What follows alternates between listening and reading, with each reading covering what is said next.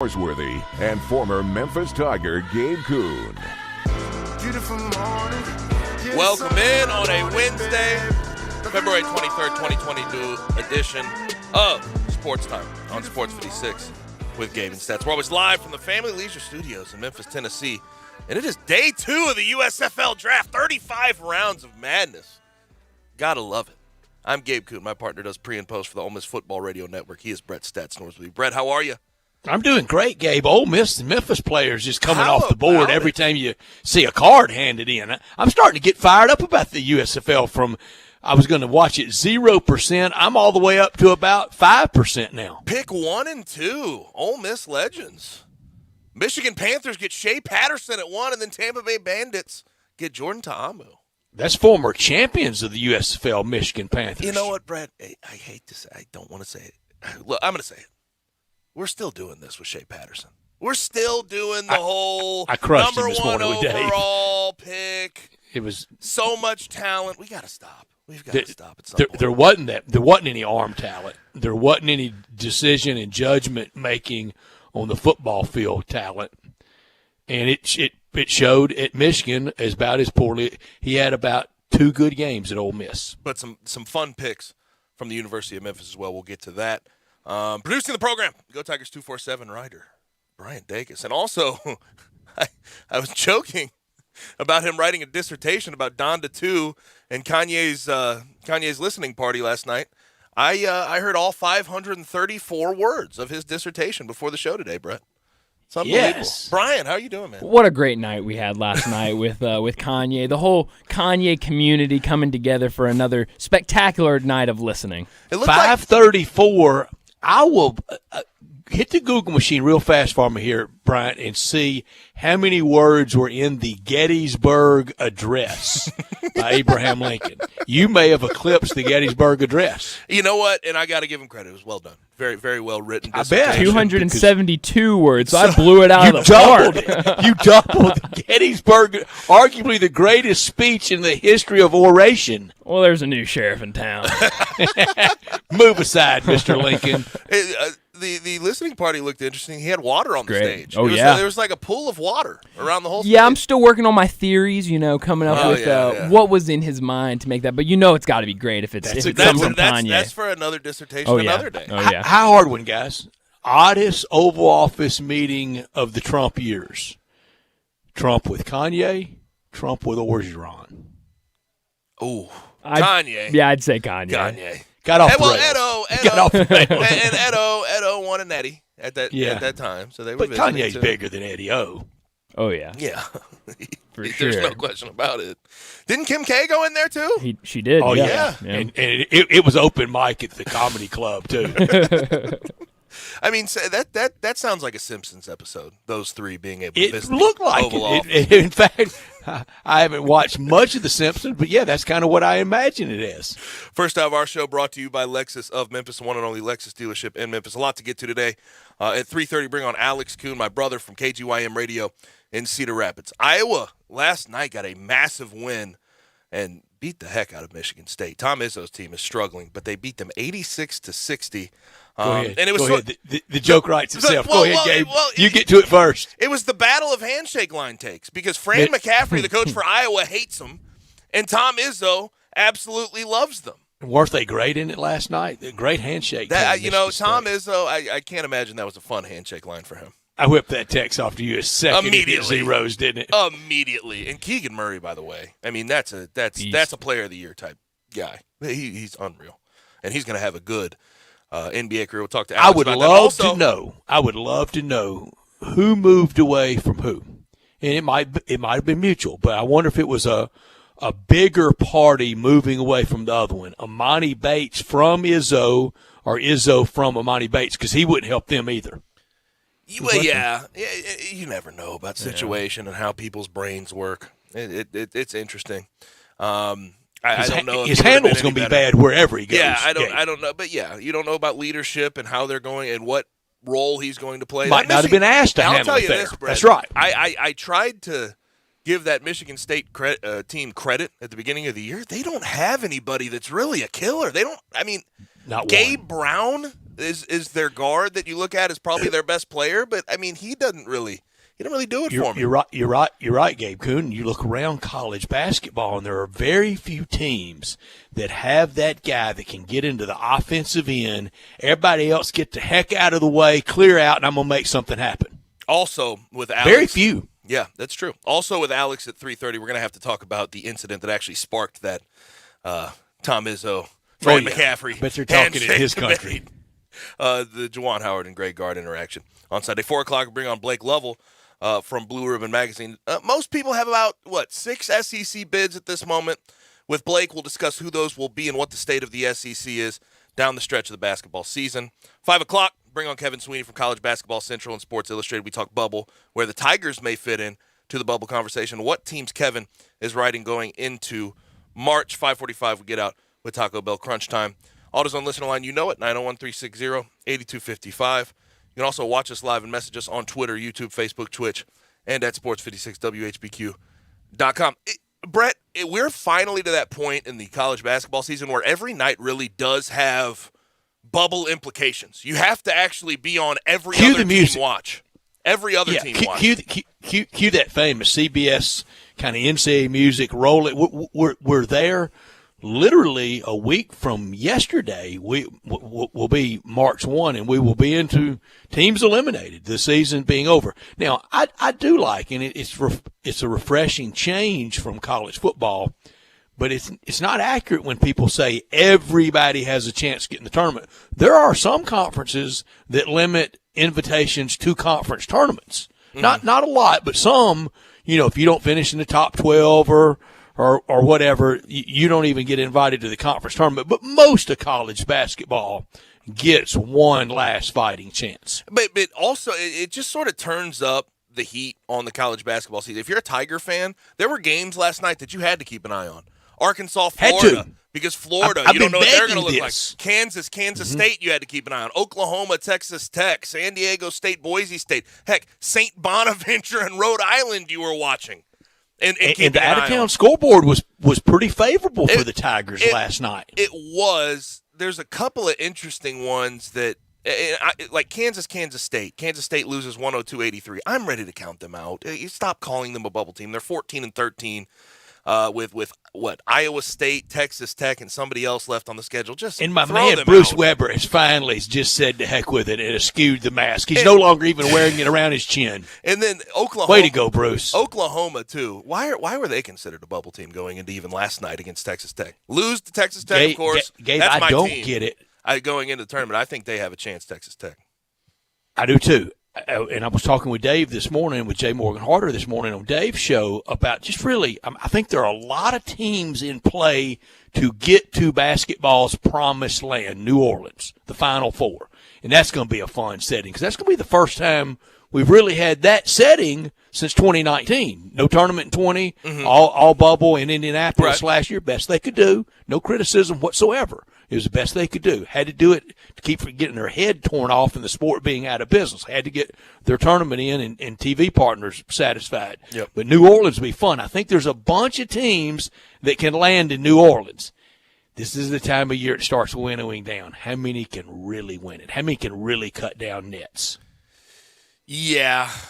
Top of the sport's interesting to me. I always look for guard play. And, Brett, I don't know if there are teams out there that really blow me away with their guard play. That just, I think UCLA, they showed that they can get it done last year. I think Kansas is one of those teams with Christian Brown and Ochai Agbaji. Arizona, I think's up there. They're just a well-coached team all around.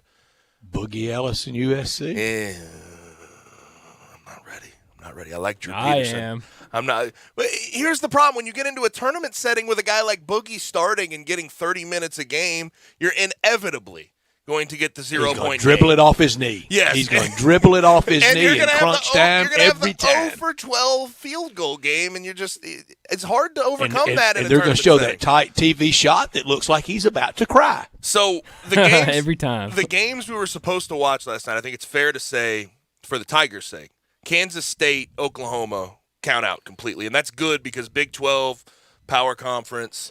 Usually they give them the benefit of the doubt. I mentioned Kansas State. Gabe, Oklahoma. I think OU's got to go. Yeah. Oklahoma 14-14, 4-11 in the Big 12. Stop. They are riding that Arkansas thumping in December quite a bit. 2 games that kill the Razorbacks, that are killing them.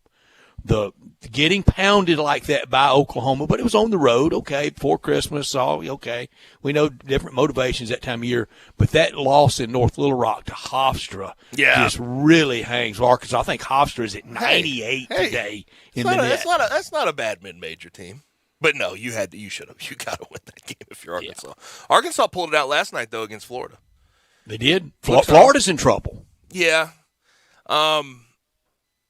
Where are they right now in a lot of places? Sort of that next 4 out range. They're in that language, 55 net. They have at Georgia, at Vandy, home against Kentucky remaining. Even a sweep there, how much does that really prop up your net? Georgia gives you nothing. At Vandy, not a lot. Home against Kentucky would. They would need something in Tampa. Tonight in the SEC, Mississippi State at South Carolina in a kind of an elimination game, isn't it? Mm-hmm. State can't afford to lose that to Crazy Frank, can they?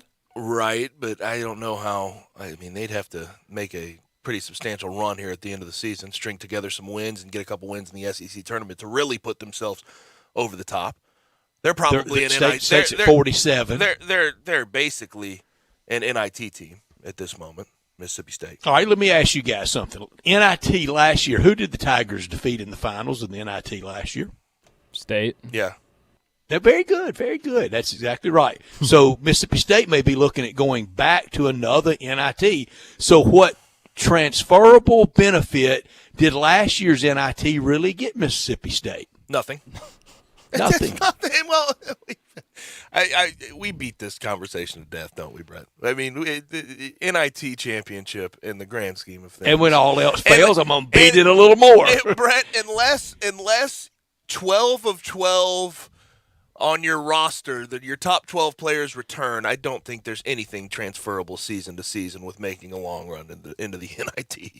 Quite literally, one of the stars of the Memphis champion is now at Mississippi State. Mm-hmm. Yeah, and he's been up and down, DJ Jones. Of course he has. And he was here. He was here. He will be there. He will be if there's a third place. Let me pose this to you, because I sort of have an interesting thought on this. Arkansas beating Florida last night, 82-74. And watching that game, just the observation, as opposed to a Tiger game, was weird to me, because they don't turn the ball over.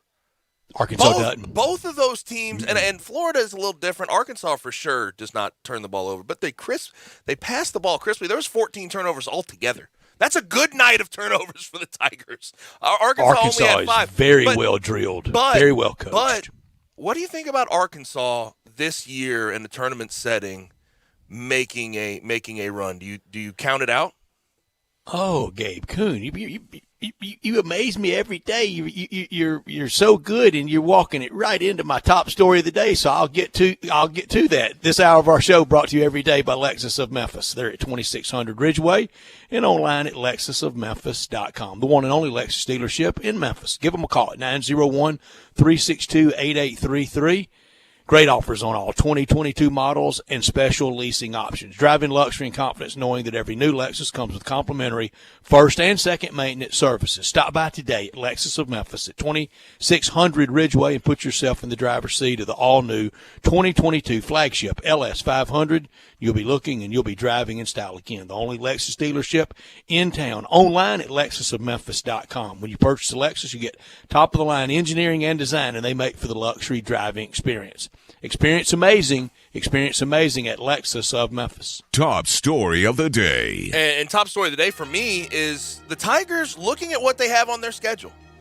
They control their own destiny. They really do. Right now, they are on the right side of the bubble, in my opinion, considering what we saw last night. Florida gets beat by Arkansas last night on their home floor. They're not out completely, but they're going to have to do some. It's an uphill battle for Mike White's team to get back there. Kansas State, Oklahoma already talked about it. Just get rid of them. 14-13, 14-14. I don't need a team like that in the tournament. But the Tigers right now looking at some of the out-of-town scoreboard, have a chance if they were to go 4-0. They're obviously in. I think 3-1 puts you in a very good position. If it's to Houston. Top story of the day, Tigers control their own destiny in regards to getting an at-large bid in the NCAA tournament. I'm with you. When you look at it and you look at all the other factors, SMU might be slightly ahead of the Tigers right now, and in their strong cases, they're 2-0 against Memphis, and we'll get into this a little more. But here's the Tigers' two strongest wins: at Houston and home against Bama. Solid. SMU's two strongest wins of the year are at home against Houston and at home against Vanderbilt. SMU's worst losses at Mizzou, at Temple.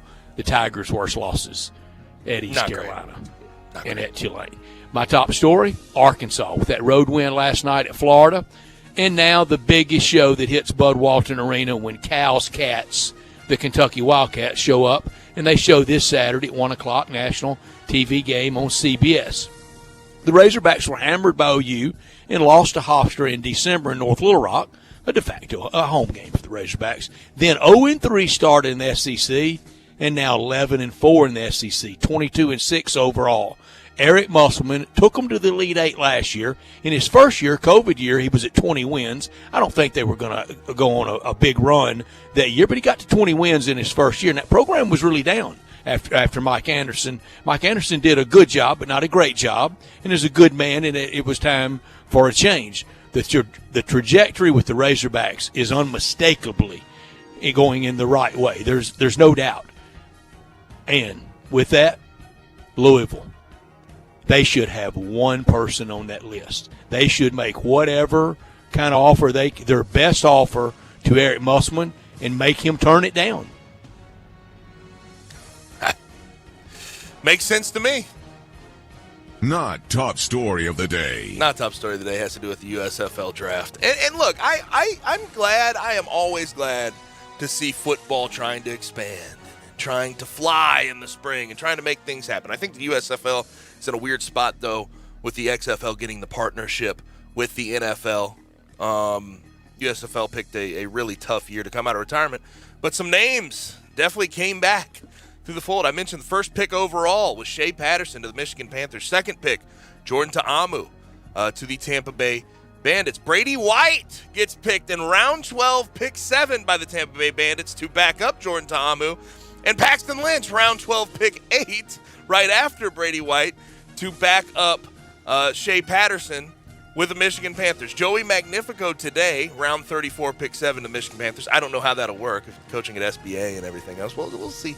We'll see how it works. I'm sure he entered his name into it, and he might take that opportunity. But I was watching this, and I don't necessarily expect you to understand this reference I'm about to make, Brett. I definitely expect Bryant to understand. 35 rounds, it almost reminded me of when you're playing Madden, you go to franchise mode, and you're doing like a fantasy draft. I mean, you had 35 full rounds, 2 days worth of picks. It was so much, and they were tweeting out every single one live. And I looked at the 35th round today just for gigs, just to see what happened. 4 teams passed on taking their pick. Sounds about right. So they could just go sign someone later. There's a 38-man active roster, 7-man P squad. The USFL is up, and it is running. Who's going to be our USFL team? We're going to pick one. We're going to adopt one. Let's go. Let's see. You know what? We can do Tampa Bay Bandits and Michigan Panthers, because they do have some Memphis and Ole Miss showing. I'm watching those names come off, and I swear I thought I woke up and Twitter had taken me back to Hugh Freeze signing days. I see Quincy Adebayo. I see Shea Patterson. And also, I'm thinking Kalo Moore is going to pop up and drafted by somebody. You also see a lot of guys that have played in the AAF, the XFL, now the USFL, that have just been trying to stick around, trying to do everything they can to live out their football dream. Of all those quarterbacks you mentioned with somewhat local ties, I would say Paxton Lynch and I know Jordan Ta'amu both. I know Jordan Ta'amu does, but I think both of them have a stronger arm than Shea Patterson. Do you think Brady White has a stronger arm than Shea Patterson? No. I don't know how many people Brady White has a stronger arm than. Hate to say it. But Paxton has a stronger arm than Shea Patterson. I've seen Paxton crow hop from a goal line and throw it about 75 yards in the air. Yeah. It's unreal. I know. And Tiamu was a better athlete. Tiamu was a better leader, too, than Shea Patterson. My not top story, the Grizzlies are not a secret to anybody anymore. Coming out for this last 22 starting tomorrow night, they've earned the respect. They've gotten it. All they lack heading into this final stretch is seasoning and experience. And there's no experience like experience. They're getting ready to get it. This next 3 months will help so much in the years ahead. At minimum, it's going to help in the years ahead. But it could lead to an NBA Finals run this year. It's in play for this year. And this morning on Hot Take TV, Jay Williams, former Duke star, drafted by the Bulls, his pick to come out of the West, the Memphis Grizzlies. How about it? And I really do think that comparison between the Bengals and the Grizzlies is very apt in a lot of ways. And I keep coming back to the Desmond Bain quote when he was talking with J.J. Redick. They're too young to know any better. They go out there and the Grizzlies have a little more experience than the Bengals had. Yeah, but they go out. Yeah, they were in the playoffs last year. But they go out there and they play against these teams who have veterans on them and just talk trash, have fun with it, and feed off of each other's energy. And I think that is that is something to behold, especially in the form. And honestly, this is still, Brett, this is the formative years of what we thought we would be seeing from this Grizzlies roster in particular. We're ahead of schedule. We're way ahead of schedule, aren't we? Oh gosh. I mean, this year I thought at best maybe 6th seed and not be in the play-in. I said 42 wins. That's what I said. I'm glad I'm wrong. I said I almost got that before the All-Star break. I mean, come on. It's just ahead of schedule is not even stated. I'm still itching to go game by game, and you just won't let me. Yeah, we're not doing that. I promise you. That'll do it for top and not top story of the day. When we come back on the other side, bring on Alex Kuhn from KGYM in Cedar Rapids. We get to Handshake Gate. What happened last night in Iowa City between Tom Izzo and Fran McCaffrey's team? We'll do that when we come back on Sports 56 98.5. Peter Edmiston and Anthony Sane bring you Sports 56 Grind Time. Brought to you by Poultry Power. Weekdays from 1 to 3 on Sports 56 and 98.5 FM.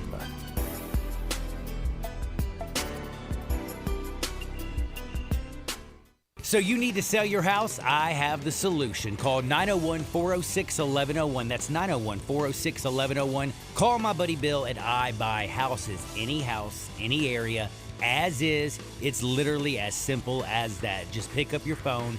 Call 901-406-1101. That's 901-406-1101. Call my buddy Bill at I Buy Houses. Guaranteed to close in 5 days. If you need to sell your house fast, call Bill at 901-406-1101. That's Bill at I Buy Houses.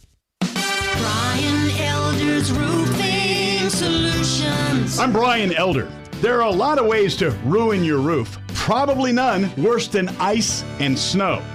Google the term ice dam, and you'll understand that standing snow and ice can destroy your home's interior. Call me, 867-0303. Damaged ceilings or interior? It's time to call Brian Elder Roofing, 867-0303. We're a platinum preferred contractor with Owens Corning, so we've been vetted and trained by the best. You've known the name for years. Call me before you call your insurance company. We won't try to sell you a new roof if you don't need one. We'll measure your roof from outer space. Call me, 867-0303 or BrianElderRoofing.com. Call 867-0303. Brian Elder's Roofing Solutions.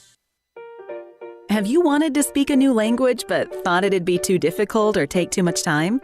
Then try Babbel.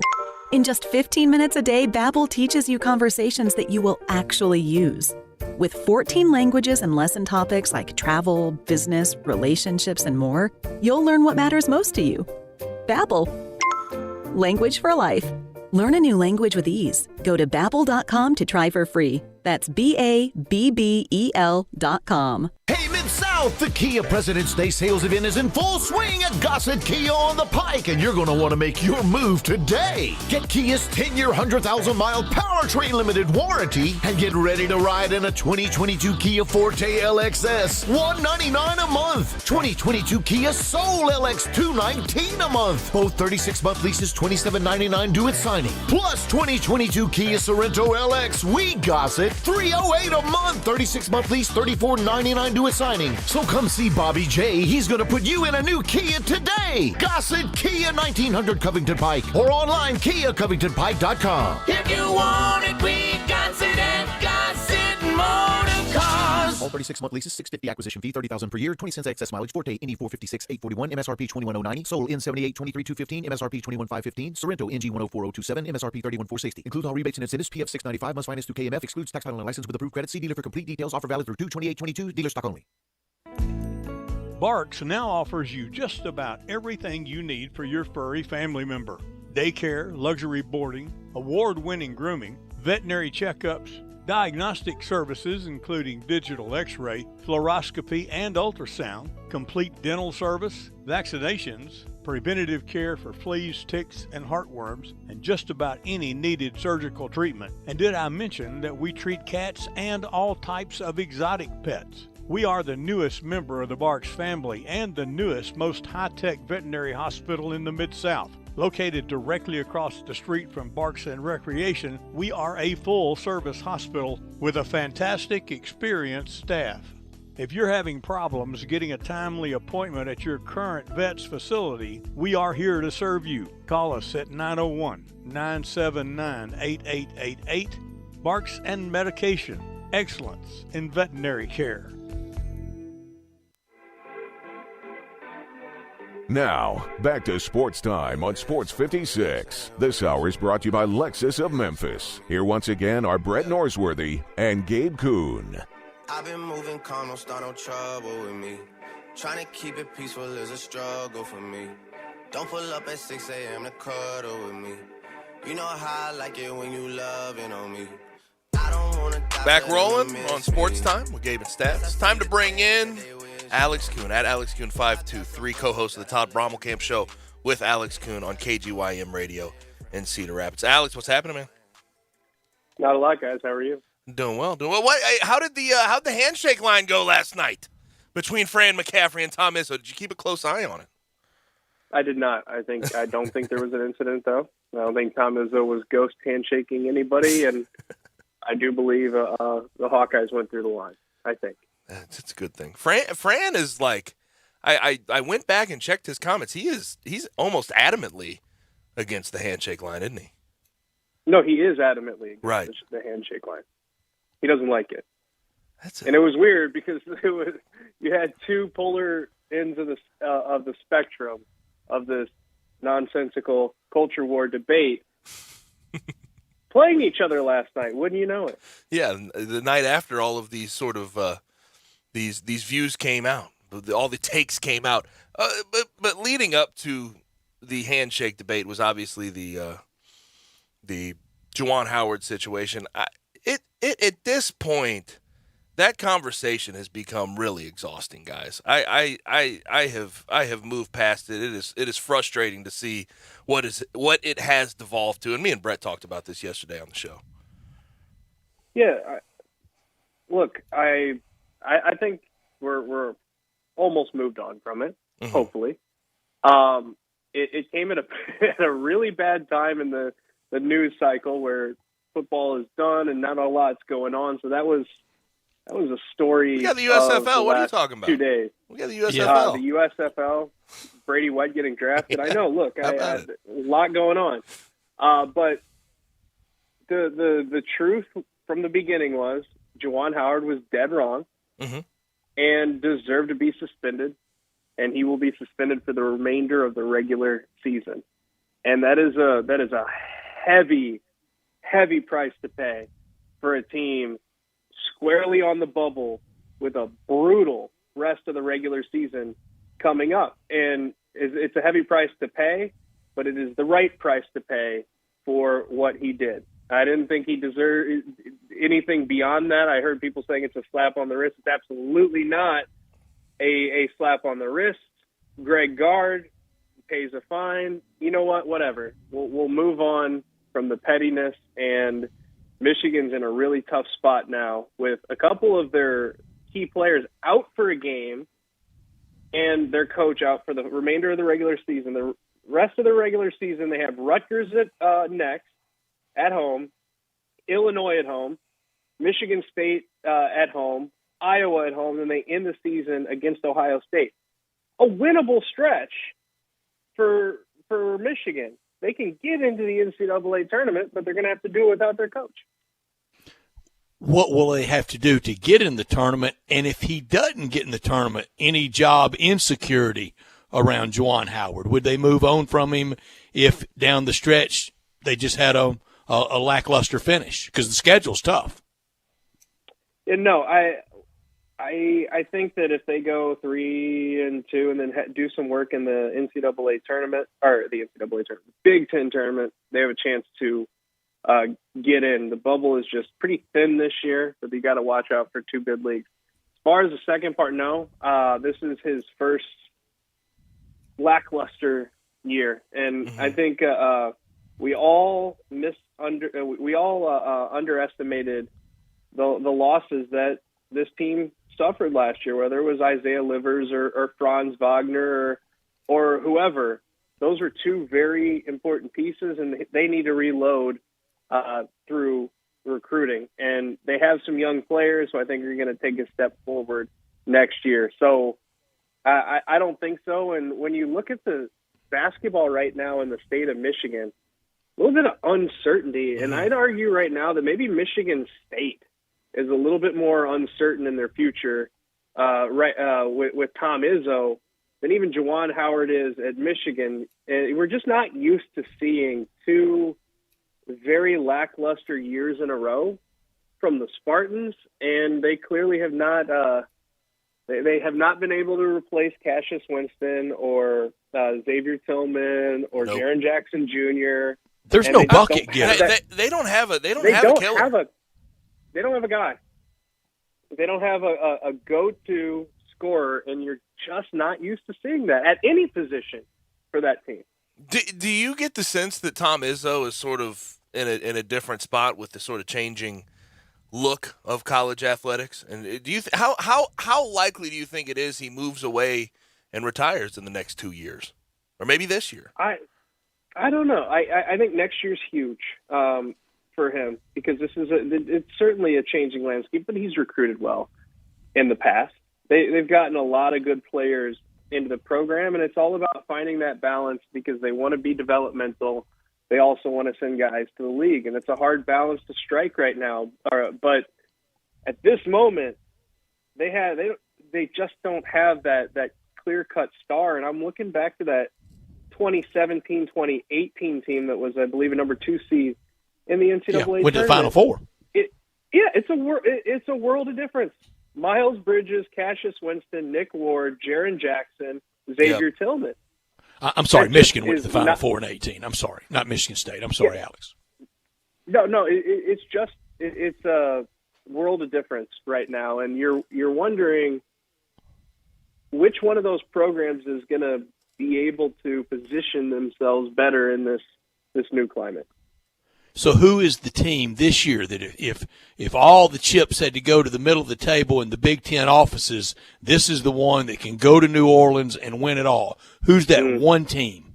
Is it Purdue? They have arguably the best player in the country, and usually you can ride that guy. Get on that Danny Manning, 1988 Danny and the Miracle Run with Jaden Ivey. I just hate how he uses Jaden Ivey. You go ahead, Alex, but it just frustrates me how that team operates at times with Matt Painter and just sort of the hierarchy of the way they score. It's weird. Yeah, look, it would be Purdue. They're certainly the best overall team. They have the best overall roster. Wisconsin, Johnny Davis is fantastic. I'm still not wowed about their depth. Illinois, I don't think that the supporting cast around Kofi Coburn is as good as people say it is. And when you run on him and get him tired, he is not effective. And with Ohio State, Rutgers, Iowa, Michigan, there just isn't that. It's Purdue or bust. And I think bust. I don't see a team from this conference getting to the Final Four. I just think Purdue could if they let it. I would love them to go small more. Mm-hmm. Where I know that Agreed. Trevion Williams and Zach Edey don't play at the same time a lot, but I would lean more towards Trevion Williams because him and Ivy can get you to a Final Four if you ride those guys. And Edey can come in every once in a while as well defensively to be your rim protector. But when they're constantly clogging the lane with Edey, then giving him touches, and then everybody else gets touches, they have Sasha Stepanovic, who's a great spot-up shooter. They have Trevion Williams, who can set high ball screens, run the pick and roll all day, let Ivy go to work, kick it out to Stepanovic. If he can't get the open three, boom, you can get to a Final Four. But I just don't know if that's going to happen the way that Purdue – Matt Painter's a great coach, but he has a system, and I think he's going to stick with it, and we'll see how it plays out for him. Yeah, with Matt Painter, it's just the roles. It seems like there's some role confusion in how he needs to employ. And yes, they're what 23 and 4, 24 and 4, whatever they are. But I agree with you. I feel like Trevion Williams and Jaden Ivey on the floor at the same time makes a lot more sense than Zach Edey. Zach Edey is he's a big mammoth of a man. I think he'd be better served off the bench in a lot of ways, and they've tried that at certain times this year. Back to the Juwan Howard thing. I think there's sort of this misnomer, and you can correct me if I'm wrong. I think a lot of people think, oh, well, this is Juwan Howard's dream job. Is Juwan Howard really their dream candidate too? Because that's the way I viewed it when that hire was made. Look, I think so.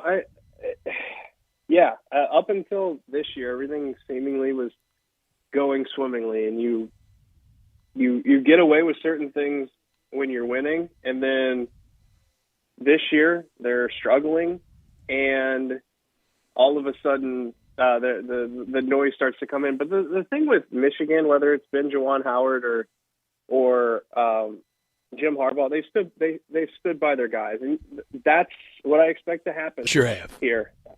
And they stood by Jim Harbaugh when all the outside noise coming from pretty much everywhere, including Paul Feinbaum's over and over and over and over and over again, was to get rid of the guy.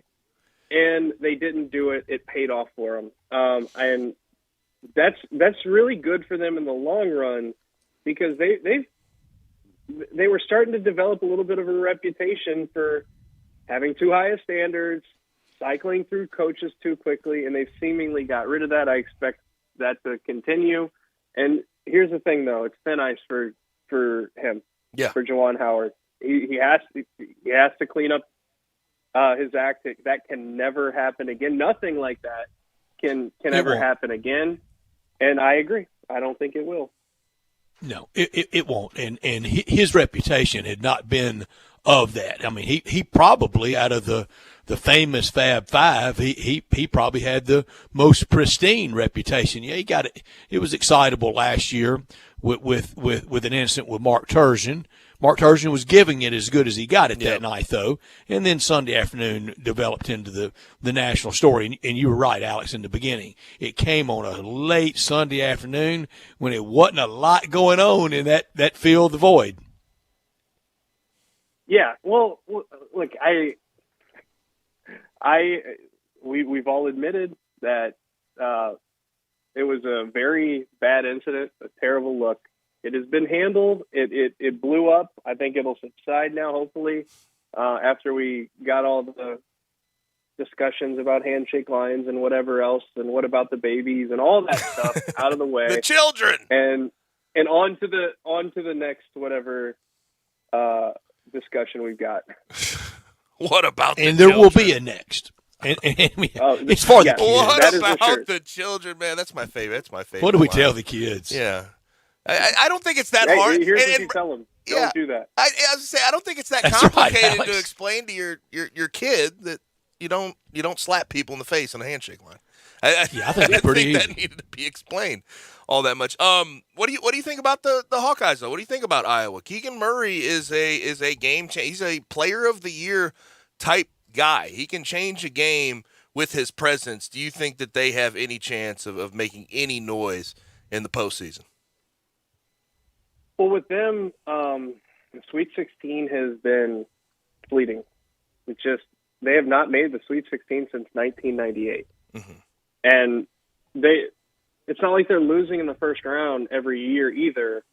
They're under Fran McCaffrey. They're 4-0 in those first round games. They were in Dayton one year, they lost, but I'm talking about when they were solidly in not one of the last four.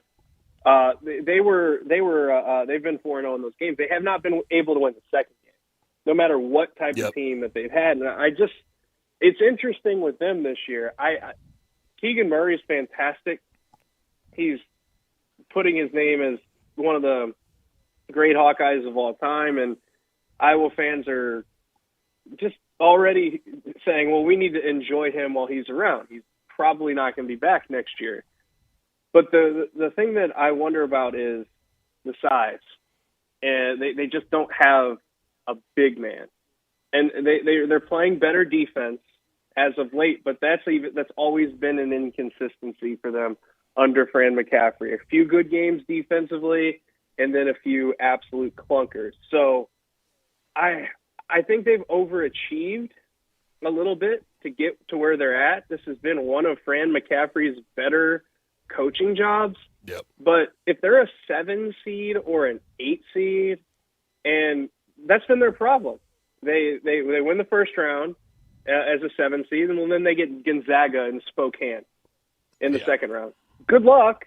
And then the next year, they were a 10 seed against Temple, and they beat Temple in the first round, and then they got Villanova in Brooklyn in the second round.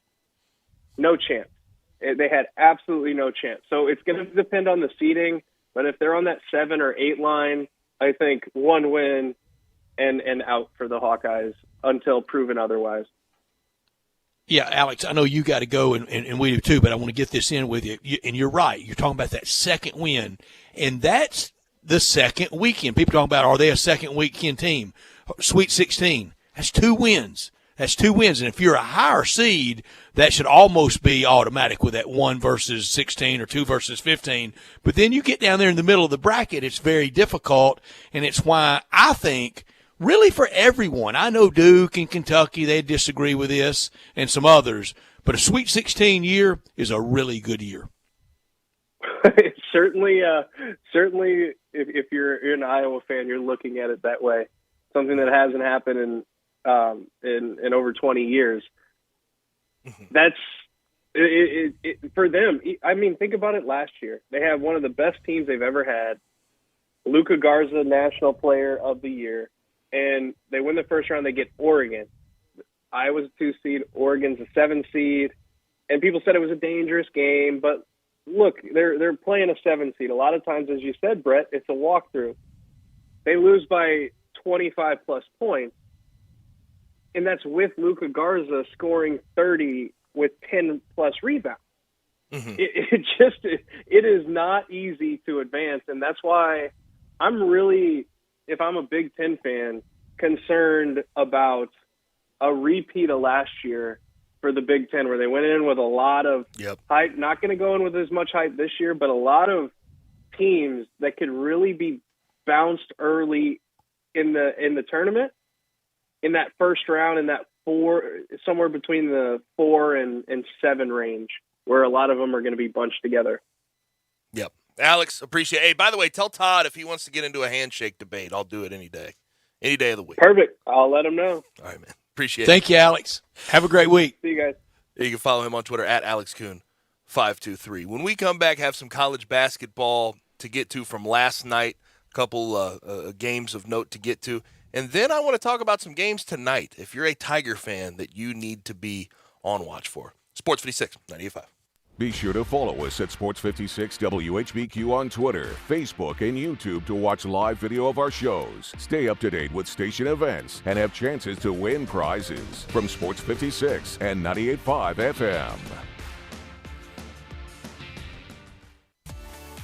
At Jason's Deli, when you're dining in or picking up curbside, you can expect wholesome food and no surprises, just delicious sandwiches, crisp salads, and quick quality meals made with the freshest ingredients and no artificial trans fats, MSG, high fructose corn syrup, or artificial colors and dyes. Around here, a lot of thought goes into what we put into our food and what we take out of it, because you're not just taking a bite, you're getting a taste of who we are. New items are constantly being created to expand our menu for all tastes and special diets with vegan and gluten-free options available. Convenience and on-time delivery you can count on. It's just a click away at jasonsdeli.com, so whether you need to feed 5 people or 5,000, the team at Jason's Deli, they have the credentials and the commitment to keep you satisfied. Freshness is nearby at Jason's Deli with locations at Ridgeway in the Park Place Center, Poplar and Highland, Germantown Road in Cordova, and on Goodman Road in Olive Branch. Jason's Deli. It's wholesome food and no surprises. The spring sales event is rocking and rolling at Gossett Mitsubishi on the Pike. Want 43 MPG highway in these crazy times? We Gossett in 2022 Mitsubishi Mirage $239 a month or $16,715. 2022 Mitsubishi Outlander Sport 27 MPG combined in an SUV $349 a month or $26,010. Plus redesigned 2022 Outlander. We Gossett at $398 a month. Not a lease, you own them. And get our stellar 10-year 100,000-mile powertrain limited warranty. That's Gossett Mitsubishi, 1870 Covington Pike, or shop online anytime at memphismitsubishi.com. If you want it, we got it at Gossett Motor Cars. All 72 months Mirage, NH001803, MSRP 17465 Sport, NU003361, MSRP 27010, Outlander NZ053093, MSRP 29615. Includes all rebates and incentives, PF 695, excludes tax, title, and license with approved credit. See dealer for complete details. Offer valid through 2/28/22, dealer stock only. Golfers, tee it up this year at Edwin Watts Golf Shops for the hottest new arrivals from Callaway. Featuring the new Rogue ST drivers, Callaway's most stable driver ever, with tungsten speed cartridge, jailbreak speed frame, and AI flash face. Engineered for max speed and forgiveness. 4 different models to fit every golfer's needs. Think speed? Go Rogue. Swing by Edwin Watts Golf Shops and get custom fit for the new Rogue ST drivers today. Edwin Watts Golf Shops, home of the 90-day satisfaction guarantee, and shop us online at worldwidegolfshops.com.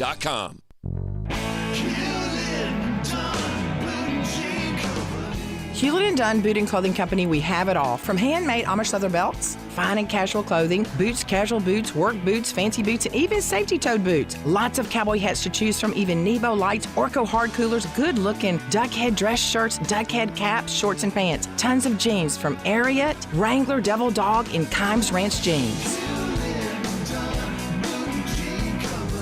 At Hewlett & Dunn, we have a great selection of Old South t-shirts and caps. Fine clothing from dress to casual to Sunday best. Enjoy choosing from UFO's orthopedic-approved shoes. Hewlett & Dunn Boot and Clothing Company. Boots of every size, every color, every skin. Great quality Western, work, and safety toe boots. Hewlett & Dunn Boots and Clothing Company. 111 North Center Street, Collierville. Hewlett & Dunn. Hewlett & Dunn, serving you and your family since 1961.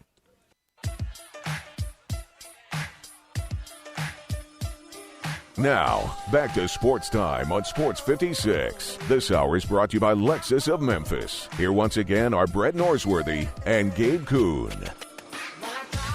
Back rolling on Sports Time. Autos on listen line 901-360-8255. Questions, comments, concerns, go in there. You can also message us on our socials, Twitter, Facebook, YouTube, and Twitch.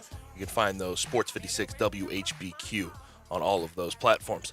Last night, did you get to catch the end of that UConn-Nova game? That was a fun one. UConn gets a win 71-69. It was fun. The player made the shot on one end, then drew the charge on the other. Hey, the block charge is the hardest call in sports to make. That was a terrible call. That was a really bad call. Everything I thought so too. Everything bounced UConn's way at the end of that game. Everything. I'm okay with that. After Hurley got tossed. Were you, Brian? Yeah, I think Gillespie was out of control. It looked like he got his feet set. I mean, it's a bang play. Yeah, I'm not mad. He at didn't the call. catch much contact though. He tried to avoid him. He tried to slide around him. Yeah, that's the one thing. But bang play like that, I'm not mad at the charge call. And that's the moment UConn wanted bolting the AAC. But they wanted back in that Big East with teams they're more familiar with. I've got to say, though, 1 second left in the game, don't call a blocker charge. Let the play go, in my opinion. But what if they're there is a block or charge. Well, if it's there, but that one, the contact wasn't heavy enough. The contact wasn't heavy enough for me to make a call. But it is what it is. But that Hurley technical, and then the ejection for a second technical for pumping up the crowd. And Hurley is a psycho. I mean, he is insane. Oh yeah. But that was one of the worst ejections of all time. It's up there. Yeah, I wonder if there was anything else. I wonder if there's anything uttered that we didn't see or hear. Or well, I'm sure he had his. I've got been his on money's worth. I've been on the sideline for a Hurley coach game. He says things. I sat at the table one night bad right by the UConn bench. I learned new words. Oh yeah. Say, bad words come out. I think the referees in that conference should know what to expect from him. But for pumping up the crowd, come on. That's a little thin skin. We need better than that. If you're a referee, don't insert yourself into a game that way. But they did get the payback call at the end there with the charge. Also, we don't talk about MAC basketball, but there was a pretty strange occurrence that happened in MAC basketball last night. Kent State guy went crazy. Sincere carry, 10 threes, 42 points. At and 42, then his teammate, Malik Jacobs, had a triple-double, the first triple-double in Kent State program history, 17 points, 11 rebounds, 10 assists. I didn't know that Kent State was Wendy's team, Brian Windhorst's team. That's his college basketball team he pulls for. Did he go there? Did he go there? Well, that's from that area before LeBron adopted him. You ever been to Kent? No, I have not. Ohio, some of those, yeah. I went to, I've been to Toledo, Bowling Green, of course, for our game at Bowling Green. I'm not a big fan of some of those. I've only been to Cincinnati in the state of OHIO. Cincinnati's best city there, in my opinion. Never been to Columbus. Maybe Columbus could make a run. I want to go to run Canton. for it. I want to go to the Pro Football Hall of Fame. Of course. Have you done that? No, have not. That'd be fun. I want to go see Bo Marchand in Youngstown. Mm-hmm. How far is that? If he covers the Steelers, how far is that? It's about an hour 10 drive. Okay, I think he's told me that before. Youngstown is just right on the state line, on the Ohio-Pennsylvania line. Mm-hmm. Now, Bubble Watch last night. San Diego State versus Boise State. Boise State pulled that one out 58-57, and this is sort of the Mountain West trying to get their 3 or 4 bids. San Diego State, and this is according to all of the last 4 in, next 4 in, last 4 buys. This is based on Shelby Mast, who we bring on every week. It's based on his bracketology. He has San Diego State in the last 4 in, sort of first 4 out category. So that loss certainly, you would think, helps soften up the bubble a little bit more. Also, St. Bonaventure. This one doesn't really help. St. Bonaventure in Rhode Island. It was 73-55 last night. The Bonnies won, but they've won 6 straight. And this was a top 25 ranked team at the beginning of the year. Their next 4 out right now, but they have at VCU versus Richmond to end the year. Those could be 2 wins that they could get. They could put them solidly into the field. But a net of 84. I understand. How do you, with a straight face, Memphis sitting out there with 44, oh, yeah, this one with 84 is going to jump you. And we'll see. 6 straight wins, and VCU and Richmond would be substantial wins on their resume. Good point, Gabe. This is, and we've talked about it. This is the time peak right to now. Get hot. You peak right now. That's what you want. And St. Bonaventure, right now they're out. You don't have to worry about them. But here in a week or 2, they could have inserted themselves right back into the conversation. Tonight, true or false? St. Bonaventure has been to a Final Four in its basketball history. I'm going to say true or false? True. You wouldn't hit me with a false on that. Very true. With Bob Lanier, St. Bonaventure. Games to watch tonight for the bubble. George Mason at VCU. VCU solidly there on the bubble. Tulsa at SMU, of course. SMU is sort of still out for a lot of people. True or false? SMU's been to a Final Four. True or false? I'm going false. Very true. Oh, man. Way back, though. True. SMU has. Creighton at St. John's. That's another one to watch. And then there's 2. Duke at Virginia. You do not want Virginia to get another win against Duke tonight. Now, how are they suddenly kind of bubble-licious? I don't get it because that's a 82 net. Well, Brett.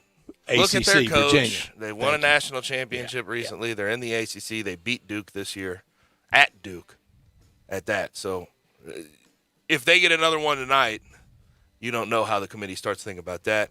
And then Rutgers at Michigan. You're served best by a Rutgers win. You want Michigan all the way out of the conversation. Phil Martelli They were coaching once them in now. a Final Four together in 1976. There you go.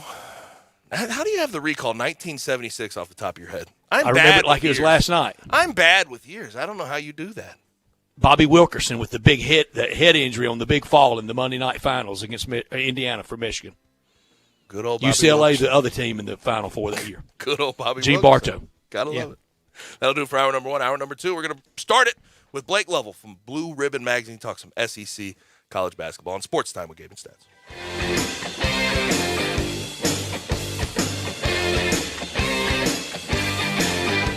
Folks are falling head over heels for these wheels and deals. Colin Johnston here from DeSoto Auto Sales, and it's the season of love. I'm on a mission to help you meet your match. So if you've fallen out of love with your old ride or other dealers have left you brokenhearted, we've got a solution for every situation. Low monthly payments? No problem. Low down payments? You could drive for just a couple bucks down. Trade-ins? We're paying way more than it's worth. And you could even lower your monthly payment in the process. My For the People credit approval process hooks you up with the banks and lenders who want to approve you. It's time to fall in love, Memphis, when you drive a nicer, newer car for less. I'm Colin Johnston, and I'm your dealer. For the People. See all the wheels and deals at DeSotoAutosales.com. That's DeSotoAutosales.com. Credit requires bank approval. Negative equity may be refinanced. Vehicle purchase price determines actual trade allowance. For example, 2014 Ford Fusion 0 down, $264 per month payment at 5.5 APR for 72 months. Offer absolutely ends February 28th, 2022. The global shortage on chicken is finally over, but there are still places that will tell you that it is hard to find, except for our good friends at Poultry Power. Poultry Power is currently delivering chicken in bulk to your home or business at prices lower than your local grocer or food distributor. Having a cookout or catering event? Tired of being told no by other food companies when you need chicken for your restaurant? Poultry Power can save the day. Visit www.poultrypower.org to place your order now. And remember, when others tell you no, Poultry Power has the power to tell you yes. Whether you have college experience or just a high school diploma and 2 years of work experience, apply today to become a Memphis police officer. To become the best in blue, you'll train at our nationally recognized academy, and you'll receive a $15,000 sign-on bonus and up to $10,000 relocation assistance. A new era in public safety starts with you. For more details and to apply, visit joinmpd.com. Progressive Snapshot can save you money based on how you drive and how much you drive. So the safer you drive, the more money you could save. Now, if you didn't hear that because you were looking at your phone while driving, let me say it again. Seriously, put down your phone. That is so unsafe. If you didn't do stuff like use your phone while driving, you could save money with Progressive Snapshot. But saving or not, just put it down. And if you did hear it the first time because you weren't looking at your phone, nice work. You'd love Snapshot from Progressive because it rewards safe drivers. Progressive Casualty Insurance Company and affiliates. Snapshot not available in California and North Carolina or from all agents. Brian Elder's Roofing Solutions. I'm Brian Elder. There are a lot of ways to ruin your roof. Probably none worse than ice and snow. Google the term ice dam, and you'll understand that standing snow and ice can destroy your home's interior. Call me, 867-0303. Damaged ceilings or interior? It's time to call Brian Elder Roofing, 867-0303. We're a platinum preferred contractor with Owens Corning, so we've been vetted and trained by the best. You've known the name for years. Call me before you call your insurance company. We won't try to sell you a new roof if you don't need one. We'll measure your roof from outer space. Call me, 867-0303 or BrianElderRoofing.com. Call 867-0303. Brian Elder's Roofing Solutions. Hey, Hey, Jeff Allen, the Kia President's Day sales event is sure to make all your customers happy at Gossett Kia South Mount Moriah. We are ready to make you smile. Check it out. 2022 Kia Forte LXS, we got it covered at $199 per month. And a 2022 Kia Soul LX, $219 a month. Both $27.99 due at signing. Plus 2022 Kia Sorento LX, $308 a month, $34.99 due at signing, and all 36-month leases. And they all come with a 10-year, 100,000-mile powertrain limited warranty. So whether you live in Horn Lake, South Haven, Olive Branch, or Memphis, you'll be happy at Gossett Kia Mount Moriah. Ask for Jeff Allen, Gossett Kia South, 2680 Mount Moriah, or KiaMountMoriah.com. All 36-month leases, $650 acquisition fee, $30,000 per year, 20 cents excess mileage, Forte, Indy 456, 841, MSRP 21090, Soul N78, 23215, MSRP 21515, Sorrento NG 104027, MSRP 31460. Includes all rebates and incentives, PF 695, must finance through KMF, excludes tax title and license with approved credit. See dealer for complete details. Offer valid through 2/28/22. Dealer stock only. We are Sports 56 WHBQ Memphis and W253DF Memphis, Flynn Broadcasting Stations. Now back to Sports Time on Sports 56. Here once again are Brett Norsworthy and Gabe Kuhn.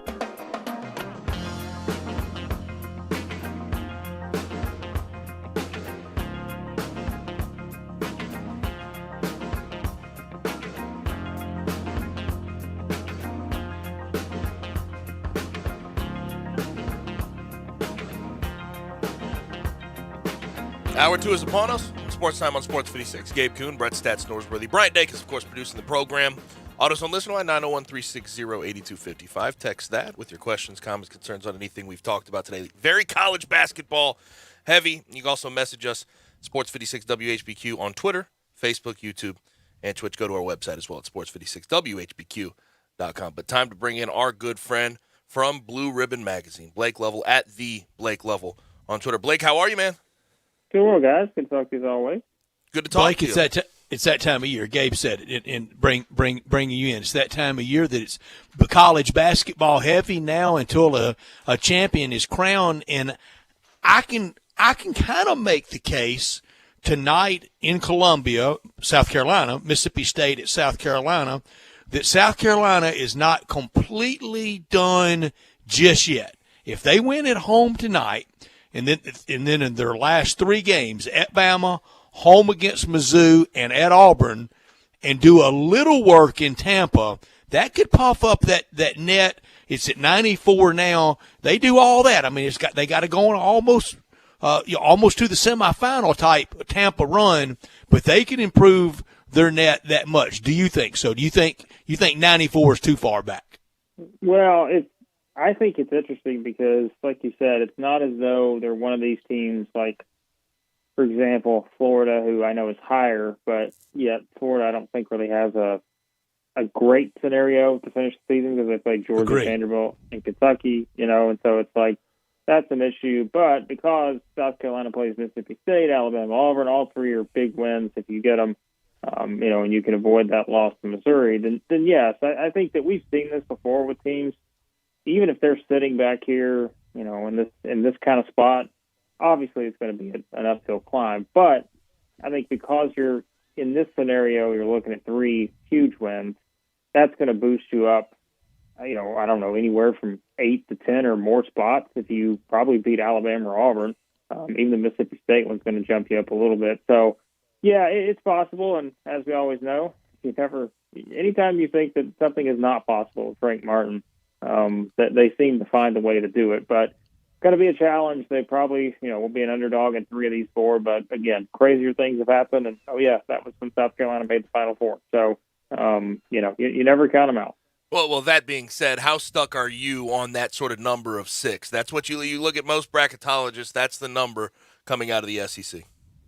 Yeah, I think 6 is it. I think if Vanderbilt had beaten Alabama last night, I could have presented an argument for Vanderbilt should they have a similar finish to the season. But because they lost the game to Alabama, I think that was their best opportunity left to add another, good win to the resume. Even if, they can still win at Mississippi State and Florida and beat Ole Miss, but they're still going to need, at that point, I think, 2 games or maybe more to get into the tournament at that rate. So that is right now, I'll just be honest. I don't think Florida makes it. I just don't think it happens. Last night, a win last night would have gone a long way, though. Yeah, I think if they win last night, I think they're right there. Either first team out. I don't think they're in yet, but I think they would play their way in as of if they won last night. But now it's like Georgia does nothing for you.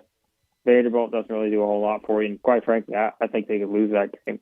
And then you got the pressure on of having to beat Kentucky at home. So even if Florida wins out, I still think that they're right on that line. And then it comes down to, do you need one? Do you need two in the SEC tournament? But I don't kind of feel optimistic about Florida getting into the tournament. So if that doesn't happen, then I think it's pretty set on 6.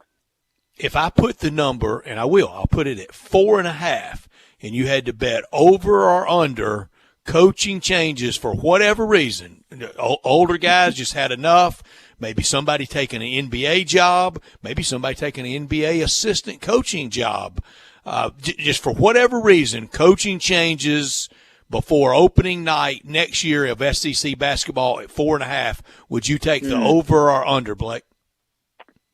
Man, I would probably take the under, because I would probably say 4 would be my guess right now. But I think it's either 4 or 5. Like, that's what it's going to come down to. So that's the best starting point, because to me it's going to be one of the two, barring anything stunning from one of the top coaches leaving for another job. I think that Georgia's going to make a change. I think there's a decent chance Missouri's going to make a change. Florida, if they don't make the tournament, I think that option's on the table. South Carolina is another one that we've talked about. I don't know, with the way they're finishing the season, I don't know if it's going to matter. Because, again, I don't think this is going to be a scenario of South Carolina necessarily just kicking Frank Martin out the door. I think it's also, from his standpoint, I wonder if there, is another job that maybe fits better out there at this point in his career. I'm not sure. Mississippi State, I know, is the other one we talked about. I don't know. That's a tricky one for me, but I'd put that one on the lower end of the spectrum, probably, of those 5 compared to those other 4. I guess. And aren't we always on the Will Wade watch? Well, I mean, it's that is interesting. That's why that is a good point. Like, that 4.5, that's hard. I don't know. Like, we have to think too, right? I mean, there's going to be jobs out there that are available, and as we always say, the reason the SEC has become the SEC is because of its coaching roster. And so certainly I think there are going to be programs, if there are any high name programs, which, by the way, there's one out there, as we know, is already going to be open.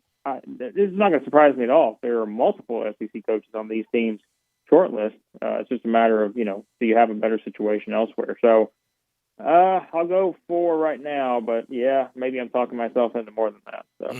And that Louisville opening, that's the one I was going to bring up. I mean, getting poached, and a lot of the names for that job have come out of the SEC. So we'll see what happens with that. But a name that Brett brought up earlier today with that Louisville opening, he brought up Eric Musselman. I haven't really heard that one. It makes a whole lot of sense to me, though. No.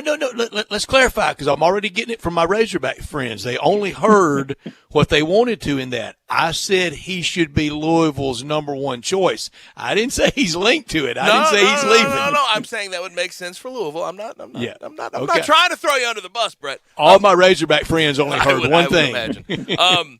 That Arkansas team, I know they started 0-3 in the SEC, now 11-4 in the SEC, 22-6. When they were 0-3, we thought, okay, are we going to even see them get to a tournament?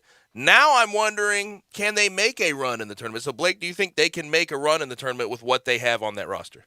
Yeah, I mean, absolutely at this point. I mean, let's think about this, too. They're 0-3 in the SEC, and my whole thing was, man, this is the easiest part of their schedule here, and they better figure this out quick. And, if they figured it out at that point, but now they're going through the toughest part of their schedule, and they're still winning. So it's like, this is even the loss was impressive at Coleman, right, against Bama. I mean, you're one play away from being on a, whatever that would be, a 13-game winning streak right now or whatever it was. I mean, you're one play away from that. So I would put Arkansas up there with Kentucky in terms of the teams that have played the best over the past calendar month or so. I think they played better than Auburn, and I realize Auburn's the team that has the higher. But think about it. I mean, Auburn hasn't necessarily played well in those games against Georgia, Missouri, Florida. Arkansas's played well in every game, pretty much. I mean, the game against Alabama, they're without two of their best players for basically an entire half, and they're still right there with a chance to win. So I think absolutely Arkansas is a team that can make a deep run in the tournament. I would not have said that a month and a half ago because I just thought that they were missing something. But wherever's missing, they found it. And, I think that they're going to be in great shape because I think there's also a scenario here, by the way, that they could win out. I mean, realistically, they play Kentucky, LSU at home. They can win both of those games. And then winning at Tennessee is going to be tough, but it's a winnable game. So if they win out, I mean, you're looking at a team that, quite frankly, probably is a top 4 seed and has Final Four aspirations. So, and should be. You're right. And now you want some real basketball. Play Kentucky and LSU at home and go to Thompson Bowling. And I just love some fans of other leagues that have such false equivalencies about scheduling and going on the road. Take you a ride on that. Play Kentucky and LSU anywhere and at home for Arkansas, and then go to Knoxville. But if they won out and got to at least Saturday in Tampa, then they're up there in really preferred seed country, 2 or 3. Let's just say today, our friend Shelby Mass at bracketwag.com, this is exactly how it's going to look. And Arkansas is going to be a 5 seed come tournament time. That's where Shelby has them. They would play the 12 in the opening round. He has Indiana or San Diego State. Arkansas would blow Indiana out. And then you know who they would play. It would be a 4 versus a 5. That would be Kelvin Sampson against his old boss, Hunter Yurchek. That would be a meat grinder game. Yeah, no, that'd be fun. And I mean, that's the thing is like the seeding. It's one of those things where I know sometimes people don't think seeding really is that important if it's like, 1 seed line off here or there. But there are situations where it's like, for example, taking Arkansas, like if they're a 5 or something like that, or a 4, which again I think is a very likely scenario at this point. I wouldn't want to be the one that's maybe facing them in the Sweet 16. It's kind of the same thing with Alabama. It's like UCLA, right? I mean, it's just like it's that scenario where some of these teams in the SEC I know have been kind of up and down, and Alabama is an example of that. But it's like Alabama's are a 7 or a 10 seed. I would not want to be the 2 seed, knowing that this is a team that has been very inconsistent, but yet they've got as many good wins as anybody. And it's like you can still see that scenario play out. So I really am optimistic about the SEC in the tournament this year. Matchups, it doesn't, I always tell you guys, the NCAA tournament thing can be overblown sometimes because it is all about matchups and whether, you want to admit it or not. You could have the best season possible, but if you get put in the bracket where you just look around and you're like, oh my goodness, like every game is a mismatch. This is not great for us. Then that's a problem. But I think the SEC has got 6 teams. I think all 6 of them can at least make the Sweet 16. Like I think they're that good, and so it's going to be interesting to see how they're matched up. And the team that is leading the pack right now, Auburn, number 3 in the country, and the best front court in my opinion in the country. The one thing that has given me reservations, I saw that loss against Florida. That last play was very bizarre by Wendell Green Jr. But does their guard play give you a little bit of hesitation when it comes to tournament play? Probably more so now than I would have said a month ago, and I think it's just because we've seen some Bruce Pearl teams over the years that have, most of the teams have been very guard oriented. I mean, unlike this team where you've just got 2 guys that are 6'10" or taller that just can take over a game at any time. 2 of the top 15 picks. Yeah, I mean, it's like you've got 2 guys like that, but you still got to have those guards because that not having those guards do what they need to do is going to limit what the other 2 guys can do.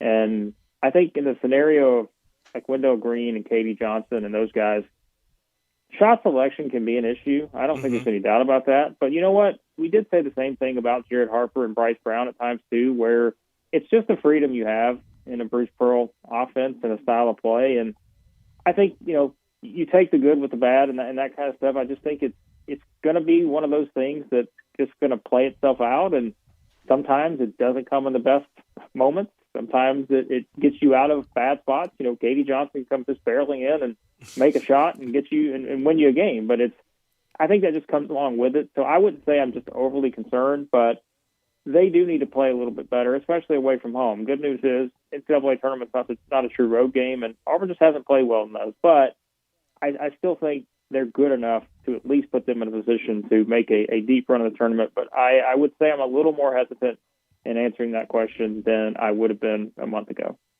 Blake, I so agree with you about the guards. They can kind of live off the land. They can make it in their own world. A big man cannot. He has to have the guards facilitating to them, or here's what happens. If they're frustrated, if they're aggravated about not getting worked into the flow of the game, they start fouling on stickbacks and trying to do too much. A guard can make it out there just kind of improvisational by himself, but that big man is dependent on that guard getting the ball to him.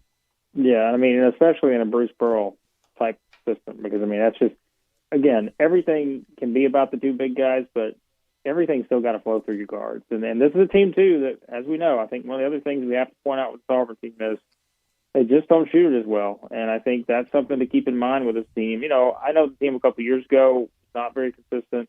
You know, who knows how the tournament would have played out had we played the tournament. But I think this is one of those teams that we have to keep that in mind, too. If they get cold, there's no team in the country that has two players that can match up with Jabari Smith and Walker Kessler at the same time. But if this team gets cold from outside, let's say those two guys aren't playing as well, that's, I think, when you start having some questions about it. Will the OVC in its last year, the OVC as we know it, will it get two bids? Oh, the OVC. That's something else I was thinking about today, and kind of oh, my goodness. I think it's very possible because I just, we talked about Murray State and Belmont, I think, this season. And look, I mean, this is obviously a huge game they're going to play tomorrow night.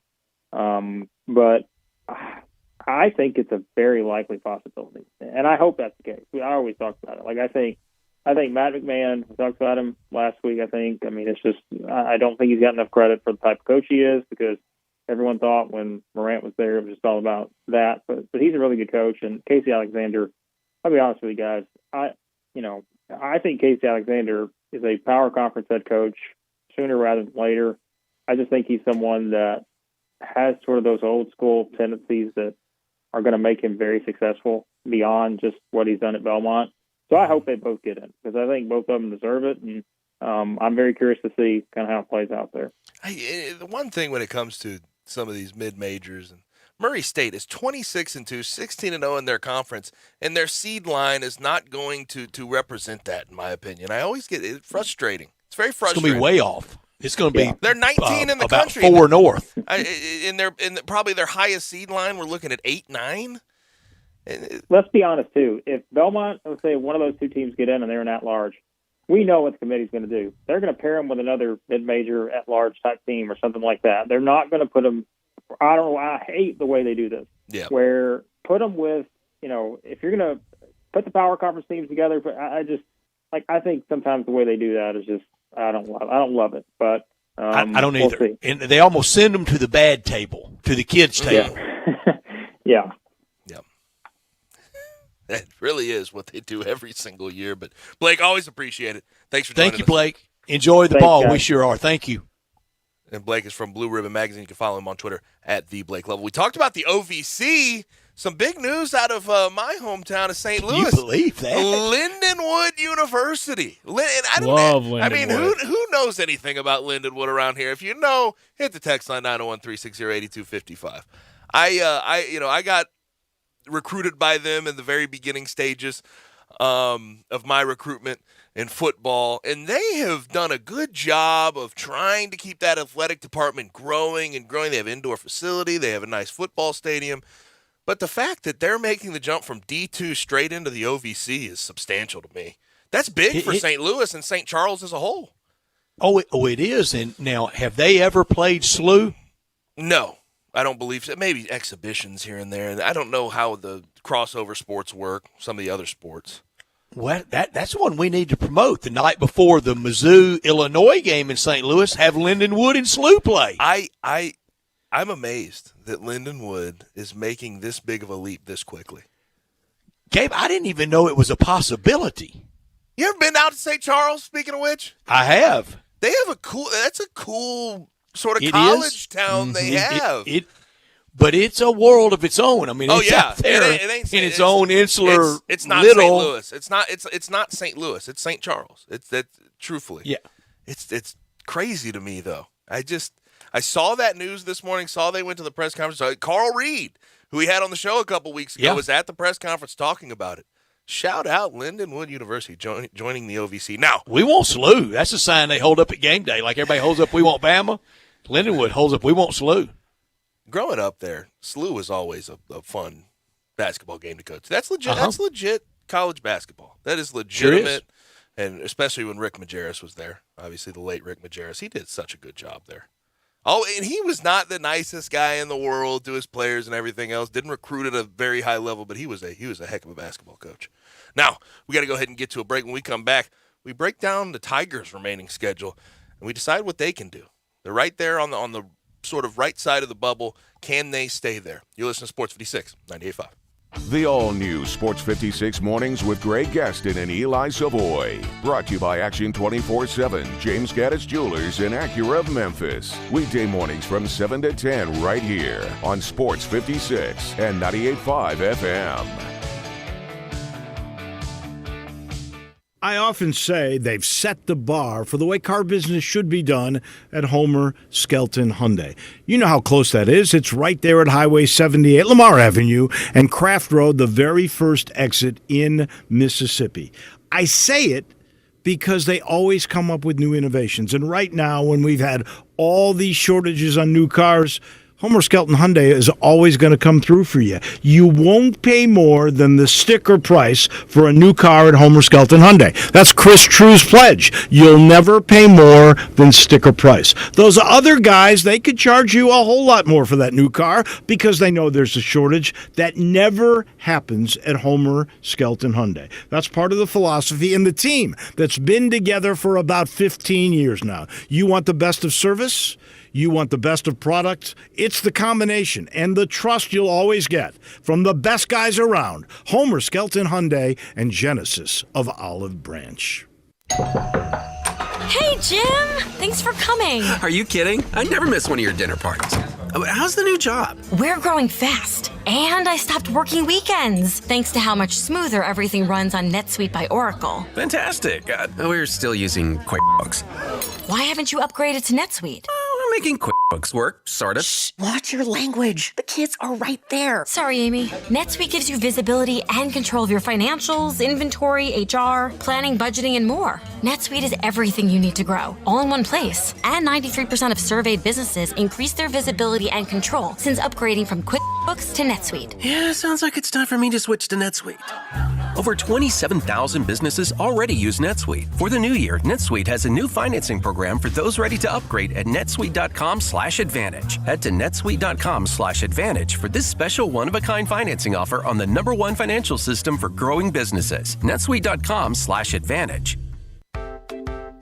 Yes, it's still winter. Yes, it's still cold outside. But Family Leisure wants you to start thinking towards spring and maybe even summer. So Family Leisure's pool and patio sale is happening right now. Come to Family Leisure to get started on your outdoor living space. Yes, I know it's cold and dreary outside, but this is the perfect time to think ahead. Pools are in stock and ready to go. Brand new 2022 patio furniture is hitting the floor each and every day. In-stock hot tubs are ready for delivery. You can get fantastic deals on play gyms, trampolines, grills, and outdoor kitchens. I know you are already looking forward to spring and summer, and so does Family Leisure. But if you sit on the couch too long, the best deals will be gone. So don't wait until it's too late. Stop thinking about spring and summer. Start planning for it. The pool and patio sale is in season right now. Family Leisure, 2120 Whitten Road. That's Whitten at I-40, where family and fun all come together. Is your bank standing in the way of you and your sportsbook? Try Action 24/7. We're cutting out the middleman. Deposit or withdrawal in cash. No more bank delays or failures. Action 24/7 has more than 100 partners in Tennessee for cash deposits and withdrawals. Visit action247.com for a location. Cash deposits and withdrawals from your Tennessee sportsbook. Action247.com. You got action. Must be 21 or older and in Tennessee. For problem gambling support, call 800-889-9789.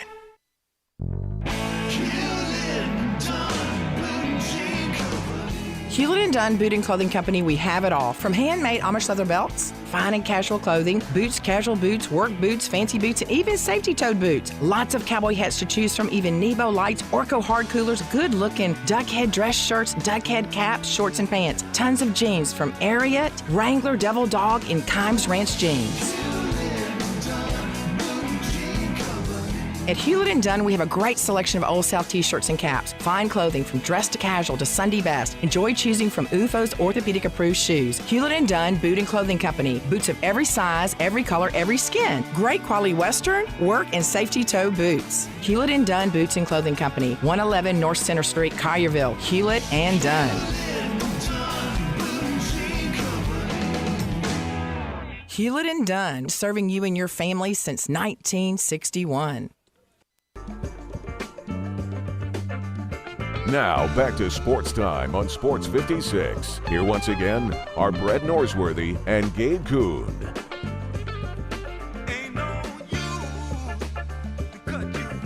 Before the break, we talked about Lindenwood and St. Charles moving into the OVC. OVC is going to be different. There's no question about it. We got a text from Chuck on our text line, 901-360-8255. He said, my brother's friends and I went to Pat McBride soccer camp several years ago at Lindenwood University. They had some good football. Great soccer town. They had really good football camps out there, too. I went to one when I was in high school. They had, like, the mega camps where they just sort of, for money for the most part, but they had some college coaches out there. What was it instructional, or was it just getting a campus T-shirt? It's run a 40 and then do a couple of one-on-ones, and there's college coaches out there. You have to be. But that's okay. I mean, again, Gabe, you have to be really good to get noticed.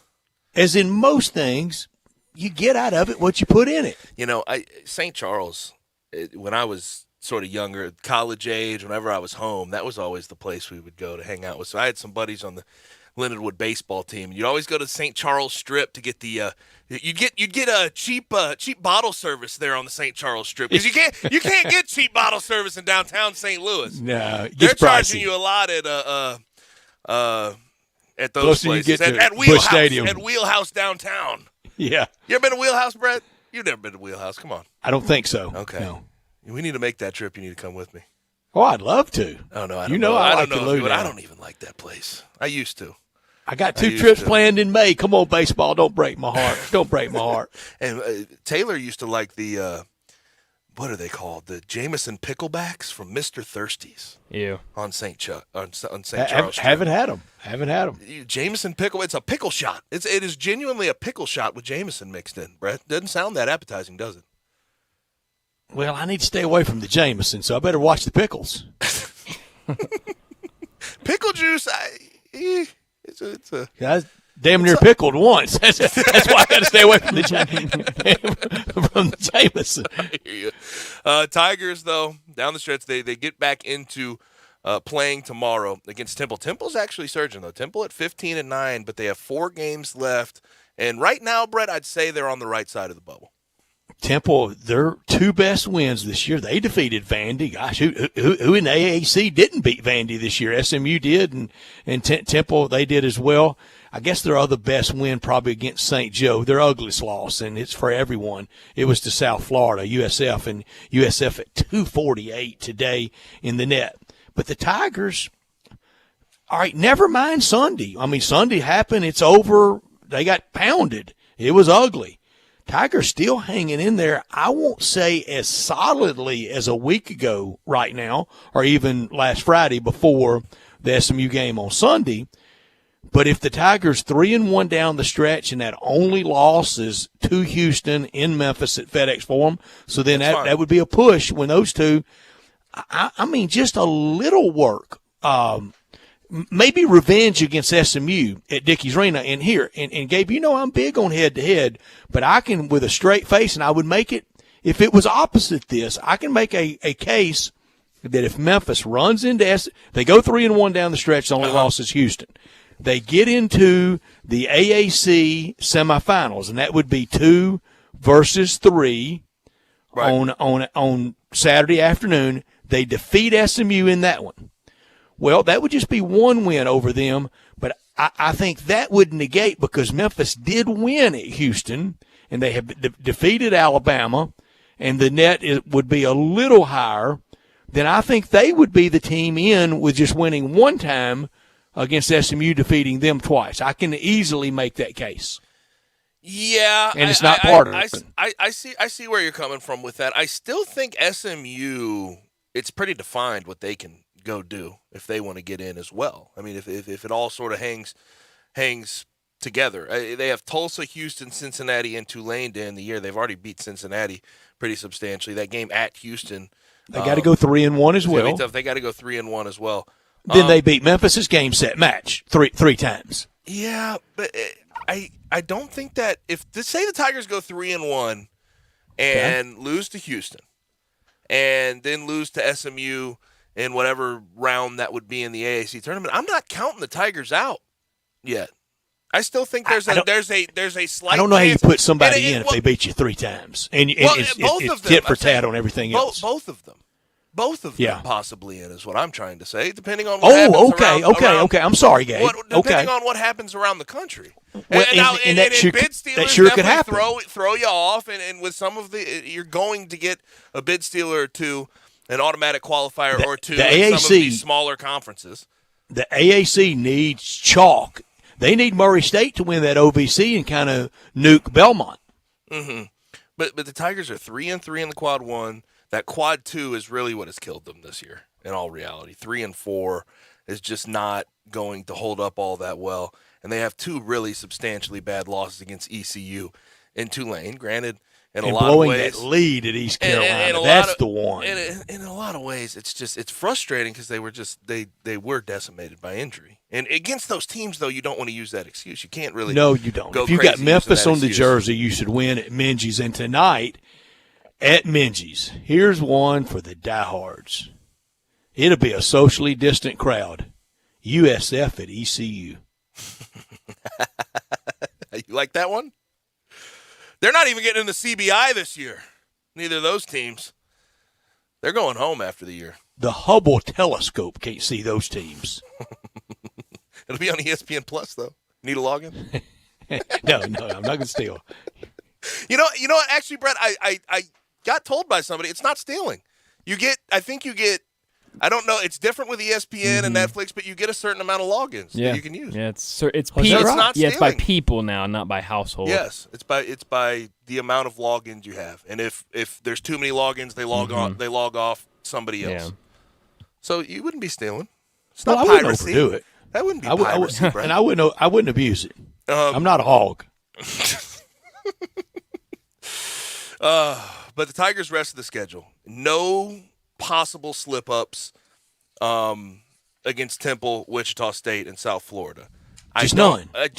We can't even broach the subject. You don't mind a loss against Houston, although at home, you saw what they did on the road to Houston. You've seen the capabilities of this team. They were at clearly their the peak. better team. Yes, at their peak.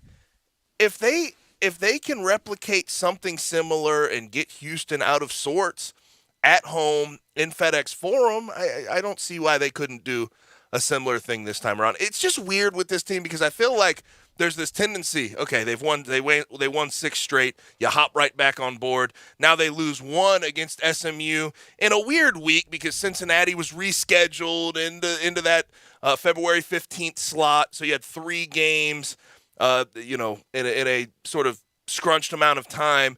They lose to SMU in that final game, and everybody wants to jump off. They have this tendency to just leap from the top of the horse, whatever you want to call it. It's weird to me where we are right now, where the fan base thought is with this team in particular coming off of that 6-1 stretch. It's been everywhere, and this is more for in another month when it's over. And I think in another month, however it plays out, it will be over. Whether it's an NCAA tournament appearance and a win or two, and then an exit, or if they have to. And I say the indignity of having to defend the NIT title. I say you're not talking bark and crow. You're talking bark and crow. We don't need the bark and crow bracketology for the NIT. But we'll even get to that, whether you should or shouldn't accept. But we'll get to that. But this year has been not fun. It has not been. Even today's comments of Coach Hardaway had to get into them real good. No more repeats of Sunday and Alex Lomax. All this from Jason Munn's fine coverage and his Twitter account. Talking about, Alex Lomax talking about how Penny got into him. How many times has he had to get into him? How many, this is, I'm really serious this time. How many players meetings? Only one so far this year, and I don't know if I don't know if it did anything really to fix their issues. They won one game after that and then struggled again. So if the players only meeting, you're done with players only meetings. You really are theoretically who you are when you're at full strength. And you know what that is. That's a decent tournament-looking team. But the damage, and it's every year so far with Penny Hardaway, the damage is done. The damage is in the rear view, and you can't reverse what happened. You can't take the dent out of the car. The car's dented up. We got to go to the potty shop with it. You can't somehow get into a reverse, go back in time, and try to keep somebody from getting injured. If you're hobbled or not at this point, you got to move forward. 4 games left, all relatively winnable. Even Houston, they won by 10 on the road at Houston in the Fertitta Center. They've shown that they can do it. They just got to go do it. And we agree, ugliest loss at East Carolina. The loss at Georgia, because I knew what it portended. I knew what it was leading to because I knew how bad. I know how bad, and it's played out. Yep. Georgia's got 6 wins all year. Georgia's net is 2-11. And I hate to say Ole Miss, too. Ole Miss. I mean, they're 13 and 14. Ole Miss, too, no doubt. They're 13 and 14. They're not a very good team. Murray State is a different conversation. Murray sure State's is. 26 and 2, so you give them their credit. And that might have been a little overreaction. How I'll just go first person. How I reacted to a Murray State loss, but it was at home, and it's Memphis. You were at home, and you're talking about 2 top 5 recruits. You're talking if about it's got Memphis on the front of a jersey, you should be meeting Murray every time. You would, and I think that's. I said that Monday. You would absolutely think that, but the trouble with my top story of the day, Tigers control their own destiny. If they go 4-0, if they win the games ahead of them on their schedule, they are an at-large team. There's no doubt about it. But the problem is they going 4-0 always in these situations where we talk about them controlling their own destiny, being able to get over that hump, get into the NCAA tournament. They never quite reach that moment. They never quite get there. And I think, and you know what this feels like, Brett? It feels similar to last year where you have Houston on the final game of the year, and you're going to, if say you win Temple, you beat Wichita State, you beat South Florida. I don't really care about the margin of victory, all of that. You can make it look as good as possible. Those teams aren't going to give you all that much in the grand scheme of things as far as quad 1, quad 2, whatever. You put yourself in a position where you beat Houston, you're in. You lose to Houston, you're still on the bubble. You're still uncomfortable. And that feels very similar to what we were feeling a year ago. So we know Friday, if there's a stumble tomorrow night at FedEx Forum, I don't think it will be. The Tigers will be pretty cozy, handily favored. They're playing a 114 net. Let's don't overdo Temple, but but if they lose tomorrow night, you know what the reaction is going to be Friday is it'll be almost I can't do it anymore. That'll be the reaction from a lot of people. That almost copy and paste that same reaction on Monday if it's a Sunday afternoon loss to Wichita State. If it's a loss to Houston, okay, got them down there, lost to at home. But Gabe, if it's a loss at South Florida, oh gosh, no. To end your season more or less, to end your NCAA tournament hopes. Oh gosh. we'll field calls that day, but you have to promise that we have to have Bryant with the hand over the dump button. We need a 24-hour delay button. and that would really spark. Why would you go to the NIT or not? Why? Because that did nothing last year, and I knew it when it was going on. It did nothing. It served no purpose. Brett, isn't this back to my point I made a second? Isn't this a similar feeling though? Even if you do win these 3 games, which you copy and paste. Which you expect to win these 3 games against Temple, Wichita State, especially Wichita State with what you did at their place, shorthanded. They beat the Tigers with 4 losses all year and going to the Final Four, so of course I would expect to win these 4. But I've been here the last 4 years. But I've also seen in crunch time when they really, if they beat Houston last year, one of those 2 times, whether it was in the conference tournament or the end of the year, they're in the tournament. They put themselves on the right side of the bubble.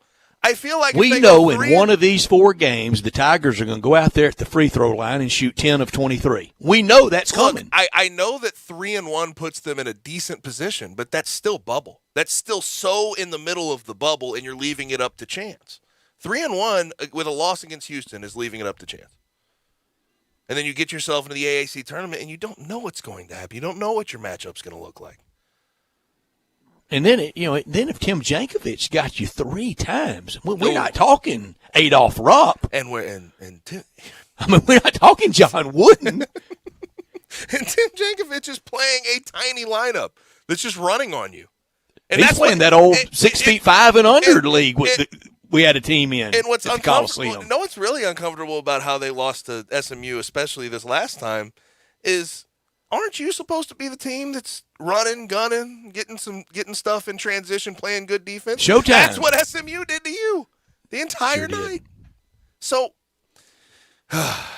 you are we sure on 3-1 then? You sure have talked me into something different. It's the exact same situation as last year. I don't know what to talk you into, bro. I don't know what they're going to do down in these last 4 games. There's no telling. I've seen them win 6 straight recently. Then they lose by 16 when it really, really matters. So I don't doubt that they can go 3-0 in their next 3, but you get to that Houston game, and you have to ask yourself, are they going to be able to step up and take control of their destiny and win that game to put them in the tournament? I meant to while we were visiting with Blake Lovell from Blue Ribbon Magazine. I've texted him back, thanks for joining us, and I respectfully disagree. I don't think there's any chance Alabama gets to a Sweet 16. I just see too much inconsistent stuff from Nate Oates, and we saw it on display here in that game. Here's the thing. I don't doubt they can, but it's very dependent on them shooting the ball well and their guards playing well. And we've seen that they don't – 3 games in a row for them, that's a lot to ask of all of the guys to be on the same page. And, Brett, dare I say, I think Arkansas can make a run in the tournament this year. I'll start it by saying that. But I also feel the same way about them. They have a lot of guards that are shot heavy, that have the potential. Define run for me. Sweet 16, Elite 8, maybe.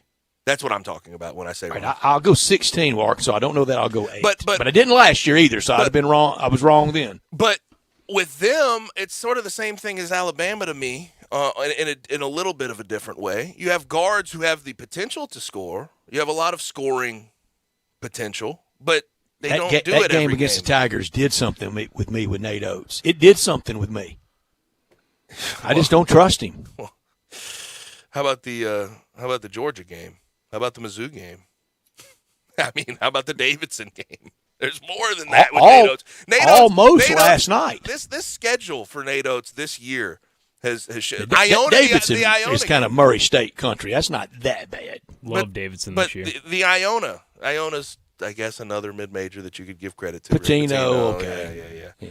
But the schedule for Alabama and Nate Oates, it's riddled with those type of losses. It is. And I don't want to jump off the Nate Oates train that quickly, though, because he has gotten them to a decent level.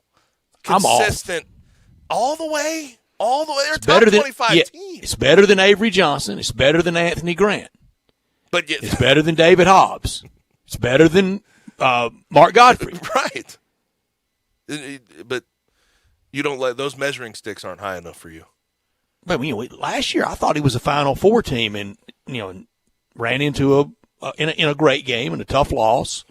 But then watching him against the Tigers back in December, I'm off. Mm-hmm. I am, and the must bus, Eric Musselman. I mean, it's hard not to be on that train. It's so hard not to. Firmly on. And he's sort of the opposite of the Mike White, Nate Oates thing, where early in the year you think they're unreal, you think they're a top 10 team.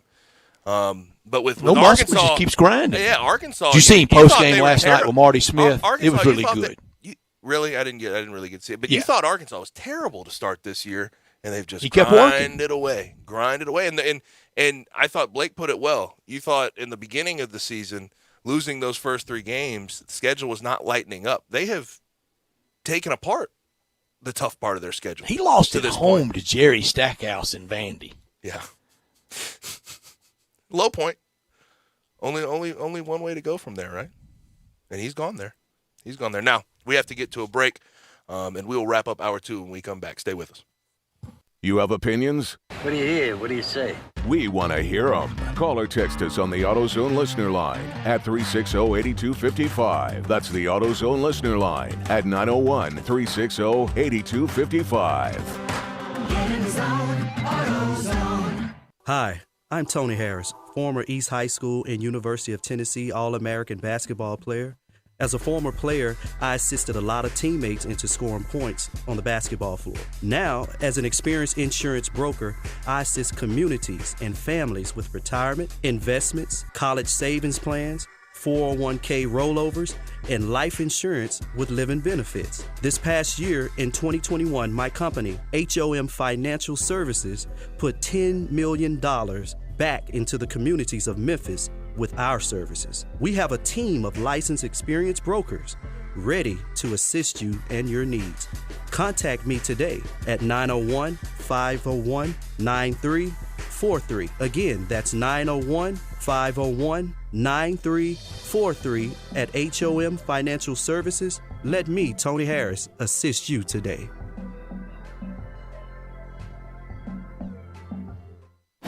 Memphis fans, the Tigers host Temple February 24th at FedEx Forum at 6. It's a Coaches for Literacy game sponsored by International Paper.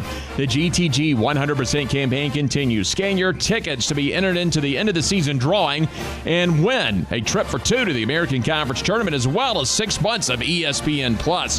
February 24th at 6 against Temple, sponsored by International Paper. For tickets, call 678-2331 or visit GoTigersGoTix.com today. Progressive Snapshot can save you money based on how you drive and how much you drive. So the safer you drive, the more money you could save. Now, if you didn't hear that because you were looking at your phone while driving, let me say it again. Seriously, put down your phone. That is so unsafe. If you didn't do stuff like use your phone while driving, you could save money with Progressive Snapshot. But saving or not, just put it down. And if you did hear it the first time because you weren't looking at your phone, nice work. You'd love Snapshot from Progressive because it rewards safe drivers. Progressive Casualty Insurance Company and affiliates. Snapshot not available in California and North Carolina or from all agents. So here's what car buyers are facing right now. Most dealerships have little to choose from or maybe some selection, but nothing to get excited about. Not at Auto Universe Germantown. I'm looking at beautiful top-of-the-line late-model cars and SUVs right here on Winchester off 385. Auto Universe Germantown has more luxury vehicles than I've seen in one place in a long time. Lexus, Infiniti, Audi, Jeep. Looks like every brand. How about Mercedes, Nissan, Honda, Chevy, Toyota? Affordable luxury. No haggle pricing. Come on by, ask for Zach. He'll take care of you. There's no wait time for service appointments either right here at Auto Universe Germantown. Call Robert at 901-751-7300 and get in now. Brakes, transmission, tire rotation, battery checks. Top technicians for all makes and models. Even collision repair. Everything you want in one place. 7300 Winchester, just off 385. You're going to love Auto Universe Germantown. Ask for Zach and tell him you heard about him on Sports 56. Finest pre-owned luxury vehicles made affordable. That's eAutoUniverse.com. I'm with John Burgos in the alley at the world-famous Rendezvous. John, it's so good to see you. How are things at the restaurant? Brett, things in the restaurant are fine, but like all restaurateurs will tell you, things are still not back to normal. Supply chains are interrupted. One week we can't find charcoal. Another week we're short on ribs. Another week they can't find the plastic bottles to fill our sauce jars with. I've watched in awe as our fellow Memphis restaurateurs have worked their way through these past months. John, always new and exciting things at the Rendezvous. People know we have Greek salad, vegetarian red beans and rice, and vegetarian nachos. But now we have desserts. Miss Barbara of O Taste and See has individually wrapped some wonderful desserts. We have key lime pie, chess pie, chocolate chess pie, and pecan pie. Not pecan pie, pecan pie. We also have a new twist at the Rendezvous. We now have outdoor dining. It's in the side alley along the Rendezvous, not the one in the front. And depending on the weather and depending on staffing, please call ahead to make sure we're open. And we hope it becomes the mainstay here at the Rendezvous. Mr. Charlie Virgos' world-famous Rendezvous in the alley in downtown Memphis. Hi, I'm Troy Fivesh, owner of Fivesh Roofing. Sunday, today and today only. And for the first 50 callers. These are things you will never hear me say in my ads. Because if you're honest, sincere, and knowledgeable, you don't need fast-talking, high-energy, gimmick-promising advertising to get someone's attention. Speaking of that, how do you think companies can offer huge rebates and giveaways when you use their services or products? By overcharging you in the first place. That's how. 5S Roofing doesn't operate that way. It's misleading and dishonest. When I provide a customer with the best products and the best service, and I do it for a fair price, why would I need gimmicks? Best products, best warranties, and the best service possible. That's all we offer. Well, that and financing. 5S Roofing, proud partner of the Memphis Tigers and the official roofer of the Tigers home team. 5S Roofing, fair, honest, and ethical. 367-0050 or memphisroofer.com. 367-0050 or memphisroofer.com. 5S Roofing, it's what we do. We're here for you.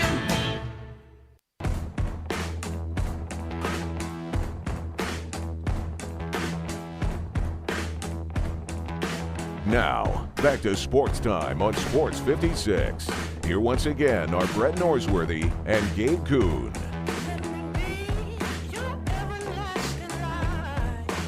So, after the Aaron Rodgers explanation of his Instagram post yesterday about his 12-day cleanse, I had to go check out what cleanse he did. Cucumbers and mud baths? Not exactly, Brett. It's called the Panchakarma cleanse. And there are 5 different sort of things that go into this Remember, cleanse. we're a G-rated show. I think it's all we can go PG with. I mean, it's PG. It's PG stuff here.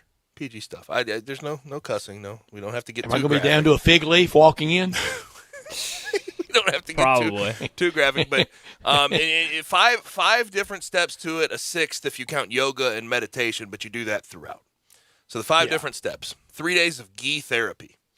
Sounds like there'll be some breathing exercises somewhere in here. Clarified butter, used in a lot of Middle Eastern cuisine. Ghee, you know what ghee is, right? No. It's clarified butter. It's that they use in Middle Eastern cuisine, basically. But you consume ghee until you evacuate. I like our butter. You evacuate at both ends. Oh. So. Huh? What? That's you consume ghee until you evacuate at both ends. The second part of it, there's 1 day of therapeutic vomiting. Look, I vomited a few times. Okay. I vomited a few times in my life. I never thought therapeutic. Never thought it was therapeutic. Never felt. I mean, I felt better after throwing up occasionally, but never thought of it as therapeutic. Was never. Were you one of those guys that could hurl and then start back drinking? No, that's not me. No. That ain't me. When the party was over. When. Yeah, I'm not a puking. They call that puking rally. They call that a puking rally. It was no rally for me. And since you were playing, you never had this conundrum. A lot of people, do you take the nap after the game before going back out on Saturday on big game day, or do you keep rolling right on through? I never took a nap. Just kept rolling. The third part of this, 1 day of laxative therapy. So no, I'm going to let nature take its course. No thanks. Yeah, 1 day of laxative therapy. Boy, if somebody just tuned in. These guys are talking about laxatives and hurling. The fourth part, 3 days of herb drops in the nose. I don't really know what drops in the nose. I don't understand what they're getting at with that, but that's what it says. 3 days of herb drops in the nose, and then the fifth part. I'm not doing any of this. What do you got to pay for all? Do you pay to do all this? The fifth part and best part. It just says many days of oiled enemas. Many days of oiled enemas is the fifth. I don't want any day, much less many. Huh. I can see why. This is good for you? All I'm saying, Brett, is I can see why Aaron Rodgers came out of it with intense gratitude because it doesn't sound that fun. Doesn't sound great. What's it supposed to do for you, other than the gratitude? I'm not feeling gratitude. I must tell you. Cleanse your colon. Cleanse your colon, and and then you do yoga and meditation throughout. I wonder if you ever do therapeutic vomiting and yoga and meditation at the same time. No. That doesn't usually work together. No. Aaron Rodgers he's trying hard. He's a strange duck, isn't he? And he's trying hard. Well, yeah, but 3 days of ghee therapy, 1 day therapeutic vomiting, 1 day laxative therapy, 3 days of herb drops in the nose, and what's many the diet days during all of this? oiled Are you enemas. eating? Are you very able little? I would imagine very little. Drinking a lot of water, maybe. Big old pizza. That's gross. God, that's gross. That's gnarly, Brett. Don't do. Oh, yeah. I plate of spaghetti. I can't imagine he was going to Hometown Buffet before doing this. Lasagna for everybody. Oh my gosh! But when I said yesterday he was doing yoga, we beg the audience to please stay with us. when I said yesterday he was doing yoga on his 12th day of his cleanse and feeling intense gratitude, I guess you done yoga? I was partly right. Did you ever do it? I loved yoga. Is it good for you? Oh, it's fantastic. Great. I never have. If you have hamstring issues, back issues, it's great. It's awesome. I honestly, I would say for offensive linemen in particular, Brett. Oh yeah, it's the greatest thing you can do. Loosens up hips, your in joints. the summertime, I do jump rope, and a friend of mine said I would pay to watch you jump rope. I would too. Yoga's more intense than you think. Yoga's tough. Yeah. It's not easy. The whole namaste thing. I'm always shaking and red-faced, holding my breath. They tell you to breathe through it. It's tough. Well, that's not good for you. That'll do it for hour number 2. Hope we didn't gross you out. Hope you stay with us after talking about Aaron Rodgers and his Pachakarma cleanse. Because, my gosh. That man, he needs back-to-back MVPs. Confirmed after that. He's insane, but I guess it works for him. I guess do something. I guess therapeutic vomiting works for him. But hour number 3 is on the way. We're going to start it with some more college basketball. Talking with Kevin Sweeney from College Basketball Central and Sports Illustrated when we come back.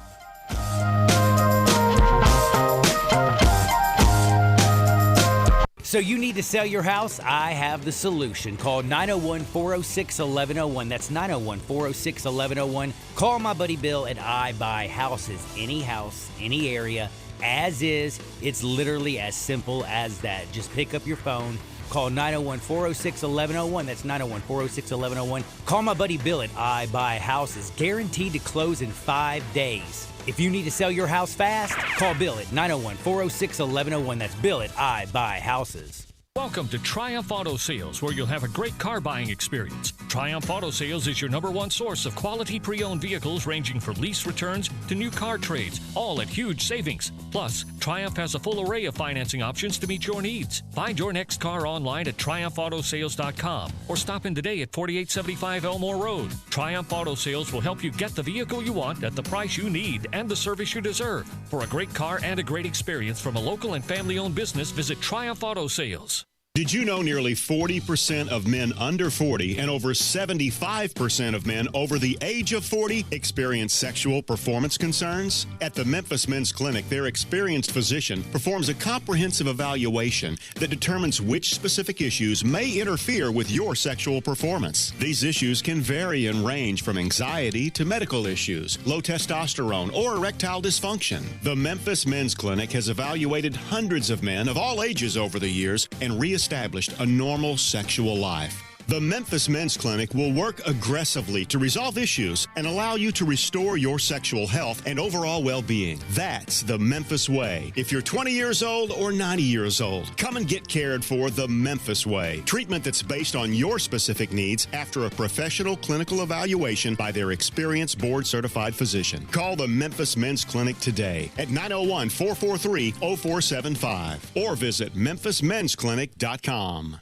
Realtors abide by a code of ethics. This is Article 9 in action. Beth, a first-time homebuyer, knew nothing about the home buying process, except that she wanted to buy a home. But her realtor had the expertise to make sure Beth understood every document, even giving her copies to review with her lawyer so Beth could close on her first home with confidence. Complicated things explained in simple terms. The difference between an agent and a realtor is real. Realtors are members of the National Association of Realtors. That's who we are. Nestled in the heart of East Memphis, located corner of Park and Cherry, is a beautiful residential neighborhood. I'm here at Town Village Audubon Park interviewing a new resident, Carolyn. Share with us why you chose Town Village. Well, if your parents or special friends need to make that big move, let me share with you my experience. It was tough for me to leave home, but then I discovered Town Village. I would like to highly recommend Town Village to you and your loved ones. After looking at all the amenities and meeting all the people and staff, I was hooked. From restaurant, bistro, 3 meals per day, housekeeping, transportation, security, health care, physical therapy, exercise room, and even a heated pool and spa. Come see us and make your new home at Town Village. Visit us and call Daniel at Town Village Audubon Park at 901-374-7342. There's no place like home, Town Village. I know the sweetest thing in Memphis, and I know it's been around for 120 years. You know, I'm talking about Dinstall's, and it's time to stock up heavy on Cashew Crunch, Heavenly Crunch, Turtlettes, all of your favorite Dinstall's treats to watch the playoff games and to watch all the basketball. It's so easy to get. The sweetest thing in Memphis, all you have to do is head to Laurelwood or head to Germantown and Poplar right across from the hospital, or go where they make the candies. That's on Pleasant View. There's nothing that says Memphis better than Cashew Crunch with that little tinge of coconut, or the Turtlettes. Let's face it, there's nothing better than Dinstall's chocolate. That's the mainstay of all candies, isn't it? Milk, chocolate, although their dark chocolate is pretty darn good. And if you get the peppermint with the dark chocolate and put it in the freezer, you're going to love it. So many ways to love Dinstall's. 115 years of making Memphis oh so sweet. We are Sports 56 WHBQ Memphis and W253DF Memphis, Flynn Broadcasting Stations.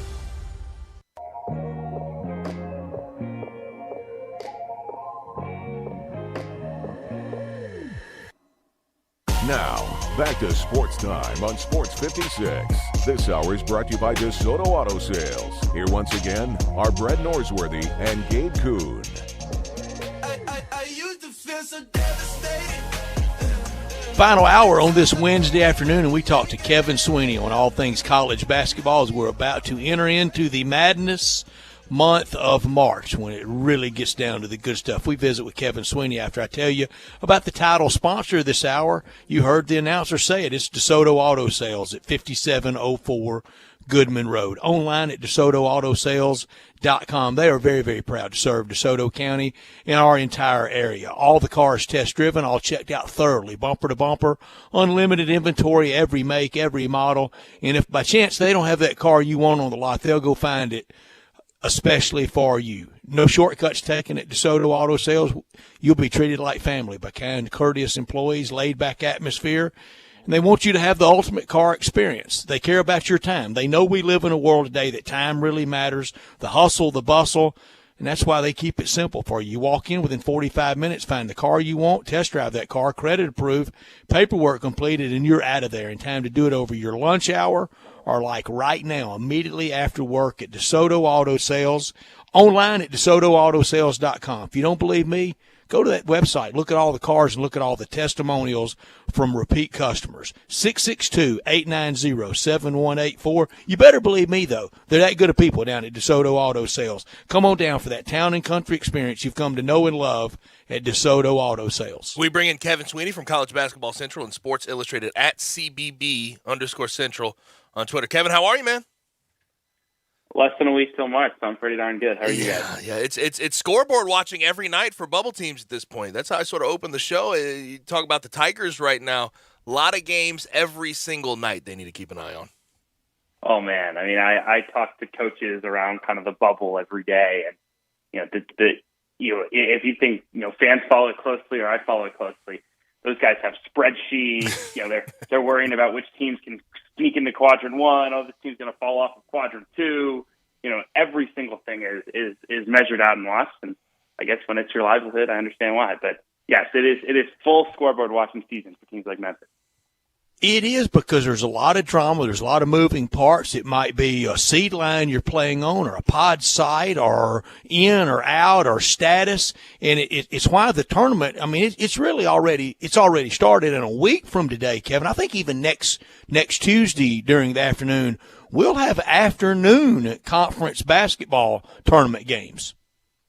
Oh, it's a beautiful thing. And, there's no more pressure than, conference tournament games. I think one of the things that's going to be fun this year is, even outside of the true kind of one bid leagues, there's a lot of leagues where the conference tournaments are going to matter a ton. I mean, the Mountain West is fighting for bids. The WCCS team is fighting for bids. The American has, Memphis and SMU that are right on the bubble line. I mean, even some of the high major leagues, there's a few bubble teams from each, that are still really duking it out. I think, the field is certainly nowhere near set, and so there's a lot of teams that are actually fighting for the lives for the next week or two. With where the Tigers are right now, coming off a 6-game win streak, losing to SMU the way they did, 16 points in their place, tough loss. You knew it was a possibility, though. Where do you think, I know they're on the bubble, but where do you think? Are we talking a last 4 in situation, first 4 out, next 4 out, not even at the bottom of that conversation? Where do you think the Tigers fit into the bubble?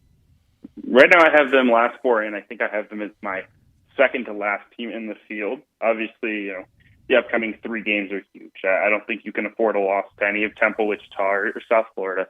You got to win those 3 and then roll the dice with Houston. I don't think you necessarily need to beat Houston next weekend. It would help. I think it would come close to locking them in if they can win all 4 of those games. But if they can just get the 3 and then head to the conference tournament week, I think they'll be in relatively decent shape. Obviously, you want to add to the resume if you can, even if it's just a quadrant 2. But yeah, I think that's all. I think you're shooting for at minimum win these first 3 games, then deal with that afterwards. What about for the AAC? Gabe brought it up earlier. Both Memphis and SMU both kind of went out, both kind of 3-1 down this home stretch of 4. Both they would meet on Saturday in Fort Worth. If they did all that, could the AAC get 3? Because look, the bubble's always soft, but it's particularly soft this year. Oh yeah, I think 3 is a possibility. I think SMU losing to Temple last week hurts that case. Mm-hmm. But SMU needed that Memphis win over the weekend. I think they're in good shape. I think even without beating Houston over the weekend, if they can win 3 out of 4, just like Memphis, protect home court, if you will, hold serve. If they get to conference tournament week with nothing worse on their resume, they're going to be in good position. And what could be really fun is a 2-3 game between Memphis and SMU in a semifinal that would essentially be a play-in game. The winner's certainly in, and the loser's certainly sweating. So last night there was a few of those sort of bubble scoreboard watching games. 2 I think went particularly well for the Tigers in particular. Kansas State. Kansas just absolutely smacks them down. Kansas State drops to 14-13. Oklahoma lost to Texas Tech. They're 14-14. Do you think it's fair at this point? And I know that they've been in the bubble conversation the whole time. Do you think it's fair to eliminate Kansas State and Oklahoma from those talks? I never say never. I mean, I think Oklahoma, if they were to win out, and they have a very manageable schedule, and so if they beat Oklahoma State, West Virginia, and Kansas State back to back, they could be 17-14 heading into the conference tournament. If you win 1 there, they're going to have a compelling case. I mean, it'll be tight. I think the biggest thing that will play against Oklahoma will be, its overall record. Which sounds odd because we think so much about the quadrant 1 wins. We think so much about the metrics and things like that. I mean, Oklahoma checks a lot of those boxes, but unfortunately, they're 14-14 because of the strength of the Big 12, and you're not going to get in the NCAA tournament if you're 16-16. So, all 3 games coming up for them are must wins. I would lean towards them being no. Like if Selection Sunday were today, Oklahoma and Kansas State would have no chance of being in the field. But I think they have time to get back in if they really finish strong. Mm-hmm. Clock's ticking, though. Oh, absolutely. Mm-hmm. Now, what are some games tonight when you look at sort of the bubble watch that need to be looked at tonight? Yeah. Well, certainly Virginia, hosting Duke. They're on the periphery of the bubble conversation right now. A win puts them squarely on the fence of whether they'd be in or out. I don't necessarily anticipate them winning that game, but if they do it throws a wrench into everything. Wake Forest goes to Clemson. I think Wake Forest is okay, but they could get a little bit closer to the cut line if they were to lose that game. Mississippi State has to win at South Carolina if they want to stay in the conversation. Mm-hmm. St. John's has to beat Creighton if they want to be in the conversation. Right now, they're not really in it. I think Creighton is. What would that do to Creighton? Yeah. they'd be okay. I mean, it's a road game. It's a Q1 game, so I don't think it would hurt Creighton. If Creighton wins that game, they can start to feel a little bit more secure. They get to 11 conference wins. So I think St. John's needs it more than Creighton, but Creighton could use it because they have Providence coming up this weekend. All right, there's some teams I look at. I see a net, and I see them so firmly in the tournament. I know that Notre Dame win over Duke or over Kentucky was big, but I see Notre Dame just firmly in the tournament, and I see a net that really doesn't equate. And there's a couple more like that. Arguably even Rutgers. Mm-hmm. Yeah, I think a lot of it, with Rutgers, it's a kind of separate circumstance because they have such a unique resume. I don't think I've ever seen a resume quite like theirs with bad losses and the great wins. But I think with a team like Notre Dame, it goes back to some of the stuff we talked about all the way back in January when everyone was saying, "Oh, the ACC stinks. The ACC is going to bottom out. You're not going to get the bid."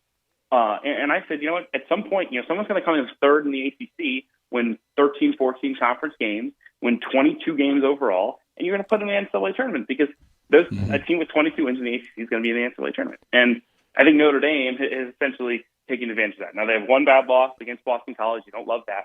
But they have the nice win over Kentucky on their home court, the top 5 win. They've got a solid, clean resume. Otherwise, they haven't really done anything they shouldn't have. So, yeah, the margin of error is still pretty small for a team like Notre Dame. But, things go beyond the net, especially as you get closer and you can look at the full body of work. And a team that has 20-plus wins in a power conference, that has a top 5 win, that doesn't really have a bad loss, a poison pill on the resume other than that BC game, which is not that awful. I mean, it's bad, but it's not awful. It puts you in pretty good shape today. Yeah, in the net, in a lot of ways, looking at where people are ranked, it's very flawed. What's your favorite at this time of year to look at? Ken Pom, net, RP. What do you pay attention to most? Well, I think Ken Pom is the gold standard in terms of evaluating team quality, right? Like if you want to tell me who are the best teams in the country, give me Ken Pom. But from a resume perspective, I really like ESPN's strength of record. I think that's a good thing to use to look at.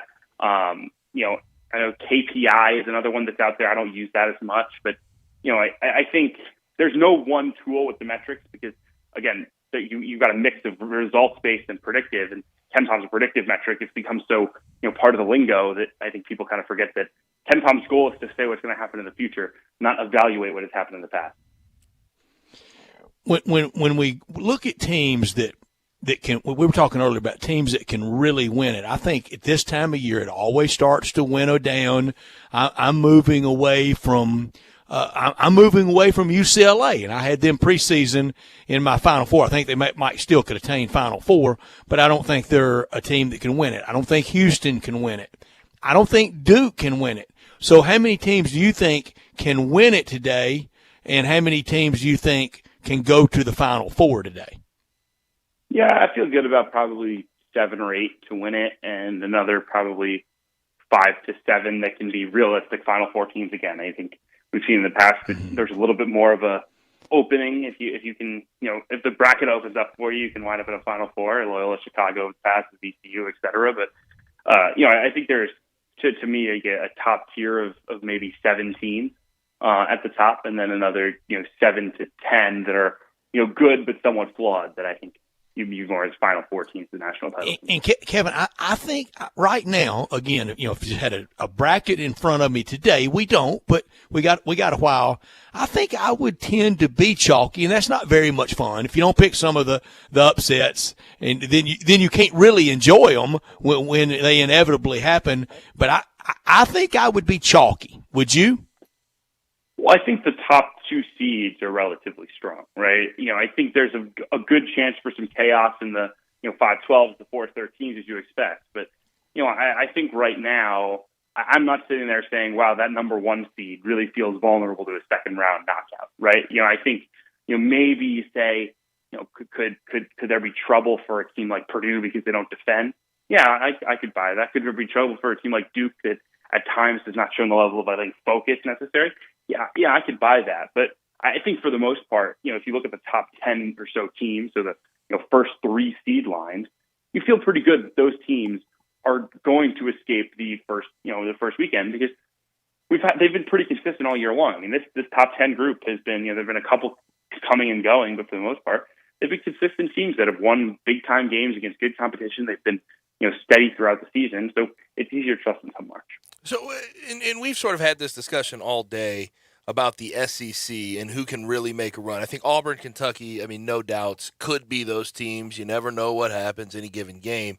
Where do you think the cutoff happens? You have Auburn, Kentucky, Arkansas, Tennessee, and Alabama all ranked out of the SEC. Yeah, I don't necessarily see Alabama quite among those top four. And honestly, I think Arkansas is really emerging for me as a clear number 3. They beat Tennessee over the weekend.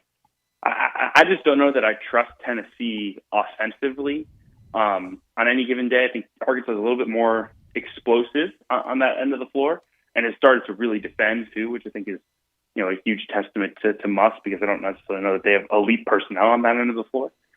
So I think Arkansas is probably the third best team. They're a team I feel pretty good about as a second weekend team, a team that can maybe get back to the Elite Eight like they did a season ago. And I think Tennessee's good. Alabama's just a little bit too volatile for me to feel the same level of confidence I have in those top four. Kevin, have you thought about the party that would happen in New Orleans?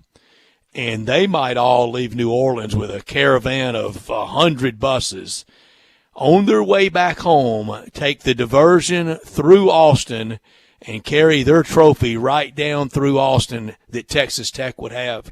It would almost feel like they won double, because so many people said, well, Beard left because he can't win a national title there. Well, he got to the final game. That's pretty darn close to winning a national title. But he left for Texas, understood, that's what he wanted to do. But the pride they would take in winning it absent him, I think would be one of the fun stories ever in the sport.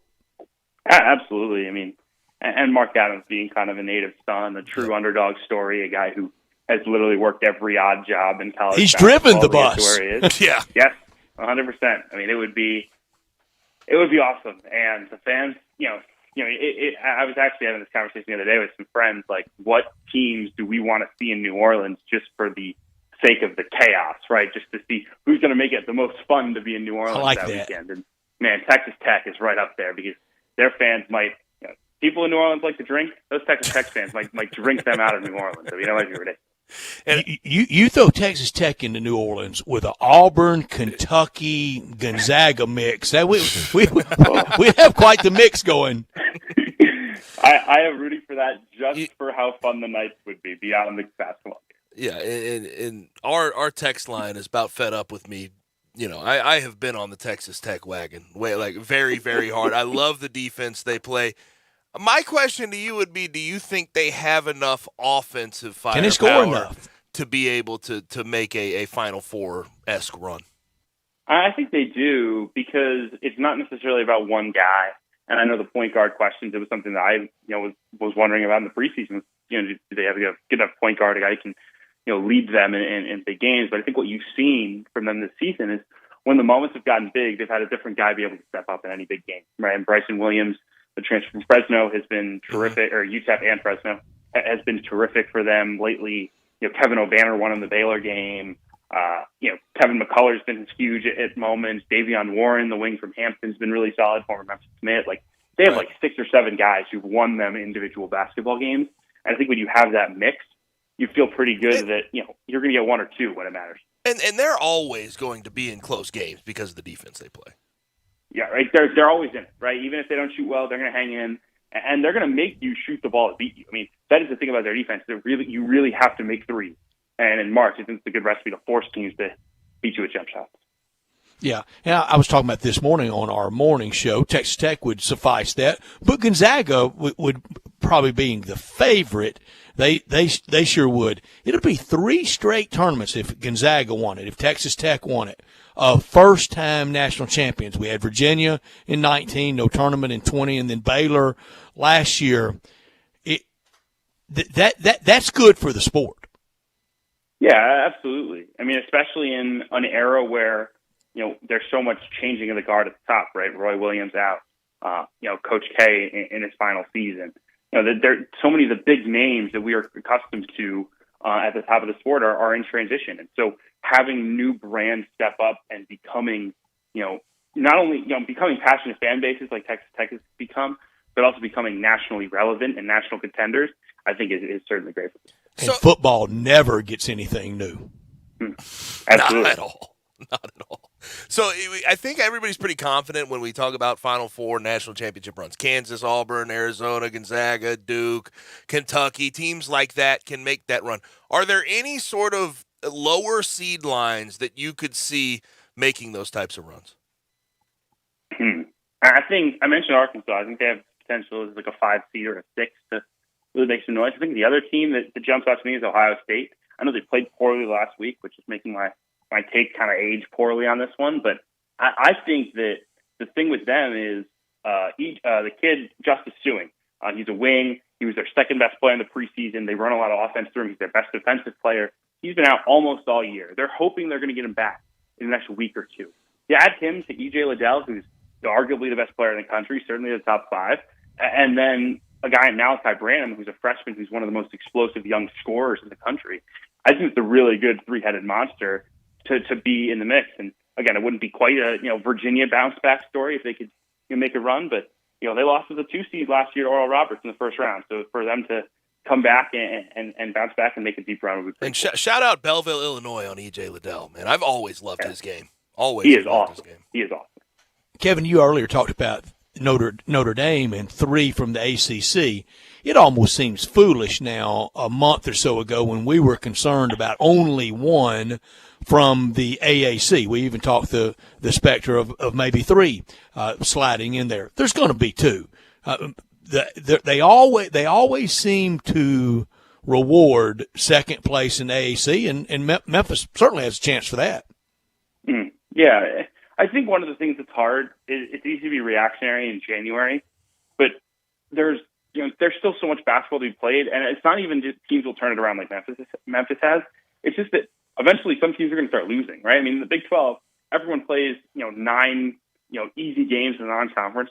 They run it up, so they're 10-3 heading into conference play. You think, wow, that's a tournament team, and then when you wind up 4-11 in the league, like Oklahoma, you fall out of the mix. And right. I think teams like the ACC and the AAC have been 2 beneficiaries of that, where you wrote them off early because of the resumes at the time, but your resumes slowly age well. The Big 12 and such, their resumes start to age poorly, and here we are. They're going to get the second one, I think, almost assuredly, and then like you said, the door is open for 3. All right, we've waited this long to talk about it, so let's talk about Juwan Howard and the incident. A record, 18 minutes. and then the follow-up and the reaction. What are your thoughts there? Yeah, I mean, I think the punishment meets the crime, right? I mean, it's a bad situation. Juwan, I think Juwan's a good person. I think he's a good leader generally for college basketball. I think what happens sometimes with him is he's so competitive from his playing days that I think he sometimes loses the somewhat of a zen that you have to have as a head coach, where you have to be thinking about the next play constantly, and gets a little bit too in the moment. And because you've seen some of the incidents, I mean, last year with Mark Turgeon, last year with Chris Holtman, and now obviously it escalating over the weekend. So I think it's something he needs to work on. But I think at the end of the day, I wouldn't have felt great about someone losing their job, right? Especially at Juwan Howard, a guy who is everything to Michigan. To lose their job over that, to me, that wouldn't have necessarily sat right. So I think you'd hope he'll learn his lesson from this. It was a really bad scene, and it sucks that that's the big story of the first week of everyone caring about college basketball after the Super Bowl. But it is what it is, and it certainly was a little bit of drama. Totally agree. Do you think the punishment matches the crime for Greg Gard and Juwan Howard? Yes, yeah, I think it's the right number. Maybe you could have argued 1 game for Gard, but I don't think it was necessary. Before we get you out of here, any hot takes on handshake lines? Do you have any? Any of them?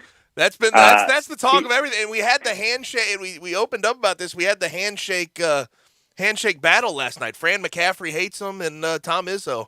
Tom Izzo's a big fan of the handshakes. My take is that people should be mature enough to be able to shake each other's hands, whether it's necessary or not. I don't know, but people should be mature enough to be able to figure it out without getting into brawl. Yeah, I think that's a fair take. Appreciate it, Kevin. Thanks for joining us, man. Thank you, Kevin. Have a great weekend. Thanks, guys. Talk next week. You got it. You can follow him at CBB_Central, and you can follow his work at Sports Illustrated. And he does a great job, covers a whole wide variety of things, and also joins the Field of 68 quite a bit, and does really good work there. Yeah, that is good stuff. They came on late last night. And, Gabe, I like the way you're thinking on sliding 3 in there from the AAC, and it's definitely in play. I think the AAC would really appreciate that. I mean, last year was such a down year. You have team in the college football playoffs and 3 in the tournament. That's a really good year. Great year. I think Mike Oresco's happy with that, especially with some of these outgoing teams. But I think it's there. The formula's there. But Brett, we never know about bid stealers though. Those automatic qualifiers are tough this time of year. And think about Georgetown last year somehow sneaking up and winning that tournament. Those things kill that that thought of 3 bids out of the AAC. Oh, net of around 195. Have they won a Big East game yet this year? Or are they all defeated there? 6-20, I think. No, but I mean a Big East game. Have they won a league game? I don't know. Think they've won. They've won one, maybe. I got to check this before we get to break. Yeah, they're 0-15 in league. They're 0-15 in the league. That's sad. That's really sad, and that's a very unceremonious ending for Patrick Ewing. And playing in front of nobody at the home of the Wizards. That's a lot of arena. Yeah, it sure is. Now, we got to go ahead and get to a break. When we come back, we get to what's trending right here on Sportstime with Gabe and Stats. Sports 56 Happy Hour with Johnny Radio, presented by Tito's Vodka, from 11 to 1 every weekday on Sports 56 and 98.5 FM. I often say they've set the bar for the way car business should be done at Homer Skelton Hyundai. You know how close that is. It's right there at Highway 78, Lamar Avenue, and Craft Road, the very first exit in Mississippi. I say it because they always come up with new innovations. And right now, when we've had all these shortages on new cars, Homer Skelton Hyundai is always going to come through for you. You won't pay more than the sticker price for a new car at Homer Skelton Hyundai. That's Chris True's pledge. You'll never pay more than sticker price. Those other guys, they could charge you a whole lot more for that new car because they know there's a shortage. That never happens at Homer Skelton Hyundai. That's part of the philosophy and the team that's been together for about 15 years now. You want the best of service? You want the best of products? It's the combination and the trust you'll always get from the best guys around. Homer Skelton Hyundai and Genesis of Olive Branch. 5-Ash Roofing, it's what we do. Roofing and siding, gutters too. We're the pros you can trust to get it done right. Call on us. 5-Ash Roofing, the name to know. 5-Ash Roofing, the only way to go. 5-Ash Roofing, it's what we do. 5-Ash Roofing. Is that not the corniest thing you've ever heard? Can you believe I paid good money for that silly jingle? Well, the experts say make it memorable, and I think I got my money's worth. 5-Ash Roof Services, proud partner of the Memphis Tigers and the official roofer of the Tigers home team. 5-Ash Roofing, 367-0050 or memphisroofer.com. 367-0050 or memphisroofer.com. 5-Ash Roofing, it's what we do. We're here for you. Get in the swing of things. Grab your friends, your clients, your employees, and go enjoy everything you love about Topgolf in a luxury suite while at Memphis' only Topgolf Swing Suite at Erling Jensen's Small Bites. Topgolf Swing Suite is an immersive social experience offering guests a luxury private lounge to enjoy Erling Jensen's extraordinary food and beverage service, all while playing a selection of games in a one-of-a-kind simulation day. Topgolf Swing Suites are great for work outings, celebrations, or just getting together. It's fun for the whole family. It's fun for golfers and non-golfers alike. They have more than just golf. They have soccer, baseball, zombie dodgeball, football, and more. Located at 5069 Sanderlin, adjacent to the Doubletree East Memphis. Check us out at swingsuitememphis.com or call us at 901-58-SWING. Again, that's 901-58-SWING at Memphis' only Topgolf Swing Suite at Erling Jensen's Small Bites. Book your suite today. Hey, Mid-South, get ready to ride at Gossett Chrysler Jeep Dodge Ram Fiat on the Pike with the President's Day sales event. You want 2021 Jeep Renegade Latitude? We Gossett $359 a month. How about the Muscle Masterpiece 2021 Dodge Challenger GT, only $529 a month. And Ram 1500 Express Quad Cab 4x2 returns for 2022, and we Gossett at $559 a month. Come see us trade up, and we'll give you more for your ride at Gossett Chrysler Jeep Dodge Ram Fiat. So drive past the rest and come for our best, or shop online anytime at GossettMotorCars.net. If you want it, we got it at Gossett Motor Cars. All 75 at 3.99, 3,500 down. Must finance through Chrysler. Chrysler Capital Bonus Cash 500. Renegade MPN 27183. MSRP 28.5. Challenger MH 665256. MSRP 37,475. Ram NS 148 241. MSRP 38,930. Includes all rebates and incentives. PF 695. Excludes tax, title, and license with approved credit. See dealer for complete details. Offer valid through 2/28/22. Dealer stock only.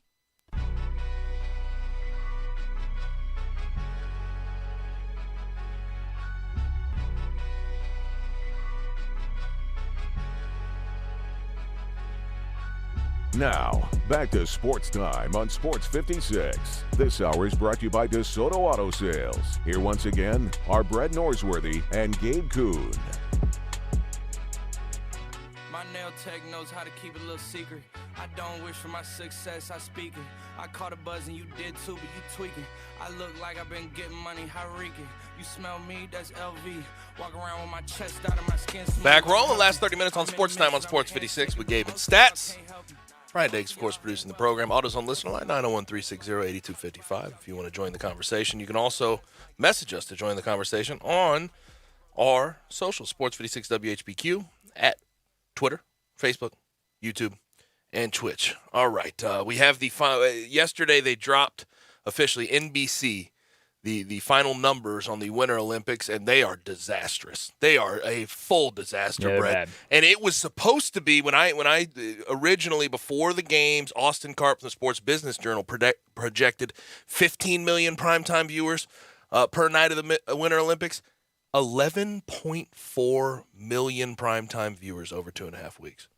I'm really surprised it was that big. Honestly. I just didn't talk to anybody that was riveted or at all watching and plugged in. No one. I mean, here's the medal count. The United States was third. They were fourth in gold medals. They had 8 behind China, Germany, and Norway. I don't think anyone really cared.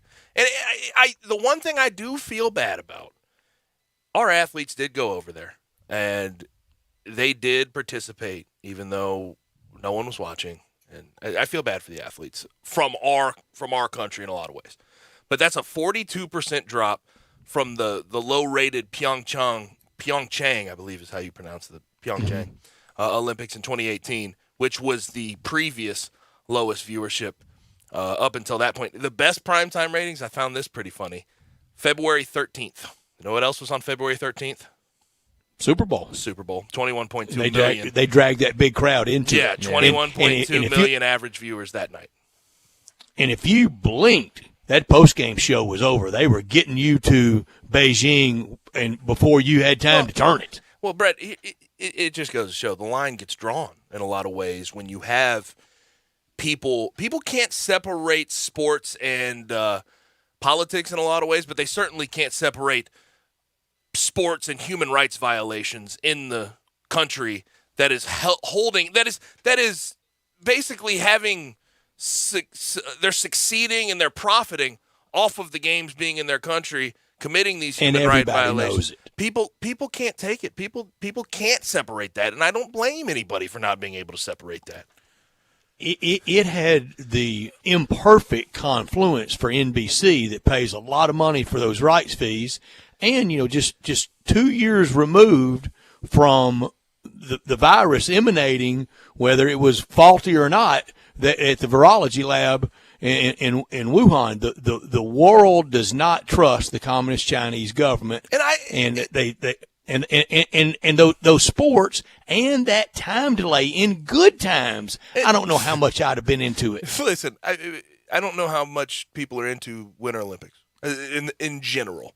But you would think more than 11.4 million primetime viewers over 2.5 week span when you're talking about the Olympics and U.S.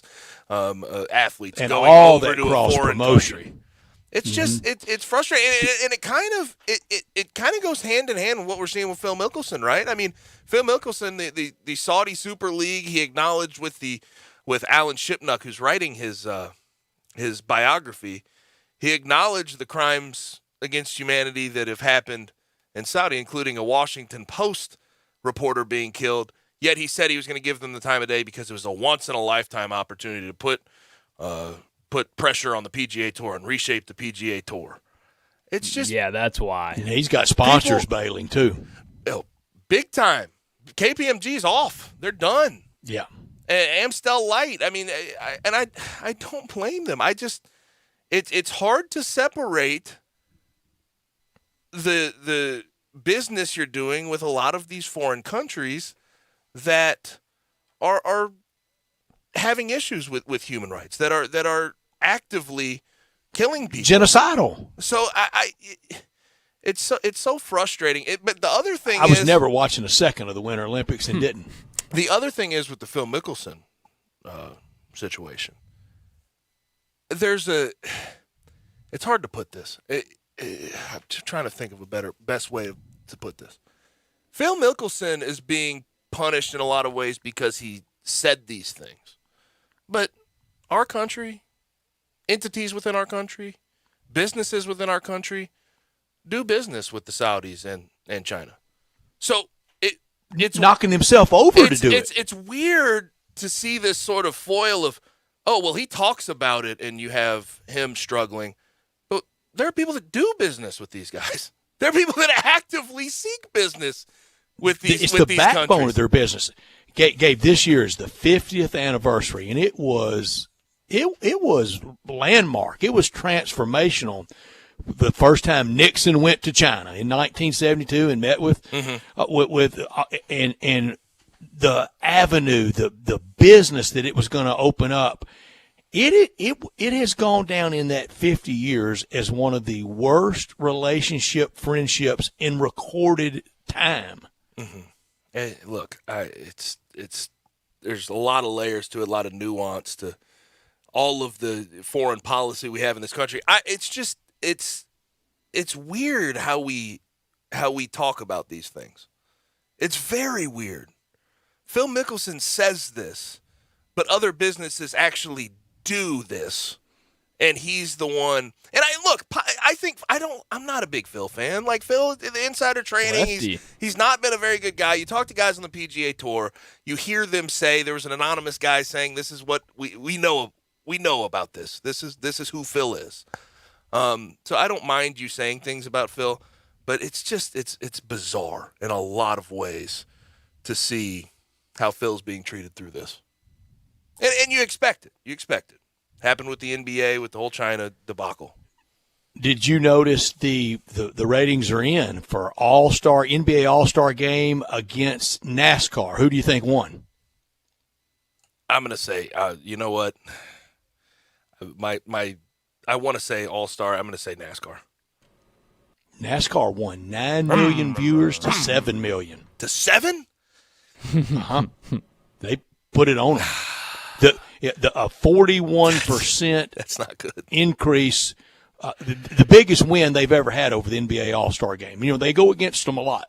That's not good for the NBA. That's not a good number for the All-Star. And I don't think any All-Star games get fantastic numbers. I say the MLB is okay. Yeah. It's the best one, but Pro Bowl's awful. Was Pro Bowl, Pro Bowl was 3 million, right?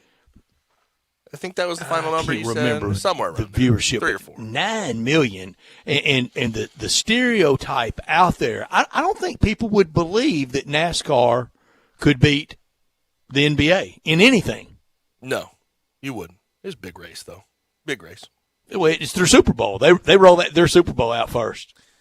Yeah. Gotta love that, don't you? Yeah, I want to compare that to NBA Finals ratings. let's do that. Last year NBA Finals after COVID, but at still a later, it averaged about 4.2 million each game. The All-Star Game's fun and all. But I don't know if it's the biggest TV night you would think of for an NBA season. Right? All-Star Game. It's great and all to see all the good players, but No. It's All-Star game. They're not playing that hard. No. There's a lot of reasons not to necessarily watch. The Phil Mickelson statement, did you get to see any of that? He had a big statement he put out on Twitter yesterday saying sorry.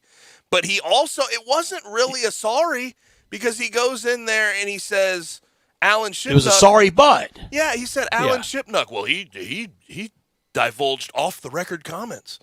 He's writing your biography, Phil. Well, you have to tell him it's off the record. How is that off the record? You're discussing your biography with him. Since winning the PGA last May at Kiowa, he's run unhappy. He's been discontented. I thought when you had that big celebration of the fans kind of escorting him up 18, man, he's been running hot and kind of wanting to tee it up ever since then. Yeah, he's not happy with the PGA. That's what a lot of this is. It's him versus PGA. And what's weird about that is how much money has he made off of the PGA in his career? How much? Well, that's where the problem is. But he's been very good for it, too. I know. He's been very good for it. I'm not saying he hasn't, but it's not a good message to send to say, I'm going to go work with the Saudis, who I know have human rights violations. That's a horrible message. And just because I want to squeeze money out of the PGA. I want more money. That's not a good message. Well, a lot of this stems from PGA owns all of the highlights and stuff for these guys from their tours. And what it sounds like is Phil wanted to get into NFTs. And he wanted to be able to sell his highlights as NFTs to make money, and they wouldn't give it to him. So the Saudis come with, what was it? I mean, it was a ton of money they were offering him. And he said, well, maybe. And I don't know if it was ever, I'm going to go and play in the Super League. If it was more like, hey, PGA. Yeah, exactly. He's trying to leverage it. Exactly. Super League's dead, isn't it? I would imagine. It's pretty much dead, yeah. After Bryson said no, now Phil's backing on it. What'd they throw at Bryson, by the way? Oh, it was a ton of money. I can find the number. It was over $100 million. $130 million. What about Rory McIlroy's statement? He said, and I think he let it off with, I don't want to be too over the top, and then goes over the top and off the top rope. I don't know. I didn't view that as over the top, Brett. I thought he was correct. Well, I thought he was correct, but he prefaced it with, I don't want to be too mean, and then came out and just took his head off. I don't think he overstated anything, though, do you? He said he's selfish. Not a thing. But the prefacing is what kind of got me. I'm glad you didn't want to be over the top. I didn't think he was over the top, though, I guess is what I'm saying. $135 million. $135 million. That was Bryson's offer. Well, they have. The Saudis have. $1.6, $1.5 billion to throw at these guys. The tour's been good to them, but they've been good to the tour too. And when we get to Taco Bell crunch time, I've got something on golf today. By any chance, did you see the big front page ESPN.com this morning Tiger story? The headline says, "Does Tiger Woods still owe us an explanation?" It's the 1 year anniversary of his. It is today. Single car crash. Automobile accident. Is it really? Yeah. Wow. It is. Time flies. Yeah. Let me tell you what Tiger Woods owes. Nothing. He made the sport. Nothing. It's tough because you do want to know. And I like Tiger's response in it. It's in the police report. Got any questions? You do want to know what happened. Go read it. You do want to know what happened, but at this point, you sort of have to. It's a year past. You have to take the law enforcement's word for it. But and I'll get to it more. Phil, but the writer of the story, what do you mean we? Does Tiger Woods still owe us? Who's us? I think you're asking for you. So real quick, Brian, back to this Phil Mickelson beef over NFTs. He's a $400 millionaire. I mean, he's a and he's beefing with the PGA Tour. I don't want to, NFT startup. I don't want to. After what happened up with that newspaper in Detroit, I don't want to get into why Phil loves his money so much. No, he loves his money. But he loves his money. And Gabe, here locally, I'm going to defend Phil to the last fight because he came here in some years that this tournament, he's been great to our Memphis. PGA Tour stop was hurting. I mean, he was about all we had. He would go out there early and announce he was going to be here where we could sell some tickets around him. I understand what he's done for Big city, fan of Phil. I'll just go ahead and put that out there. And our tournament in this city, but what he said it's inexcusable. It's hard. You can't defend it. You can't. I don't think there's any solid way. But I'm going to defend how good he's been to Memphis. Mm-hmm. Okay, that's fine. I don't think that's really debatable though. You don't have to defend that. But I'll go ahead and get to a break. When we come back, we'll wrap up this edition of Sports Time with Taco Bell Crunch Time. We are Sports 56 WHBQ. Listen to us daily on 560 AM and 98.5 FM, as well as around the world at sports56whbq.com or on the Sports 56 app. I'm Gary York. I'm the service director at Lexus of Memphis. Our service department wants to be more than just a place where you get your oil changed. We do glass repair, windshield replacement, recalibration of your camera and sonar systems, even wheel repair, tire replacement, all the things you would expect from a luxury automotive dealer. Please check out our website. You can schedule your appointment, check out our specials, hours of operation, or if you'd like to do it in person, please reach out to one of our associates at 901-271-5199. The Family Leisure family is growing, and they want you to help them grow even more. Family Leisure is now hiring for multiple positions. They're looking for self-motivated, goal-oriented people to come and join their family. Some of the positions include sales for swimming pools, hot tubs, and patio furniture. There's sales and associates for chemicals. Parts and service department associates are needed.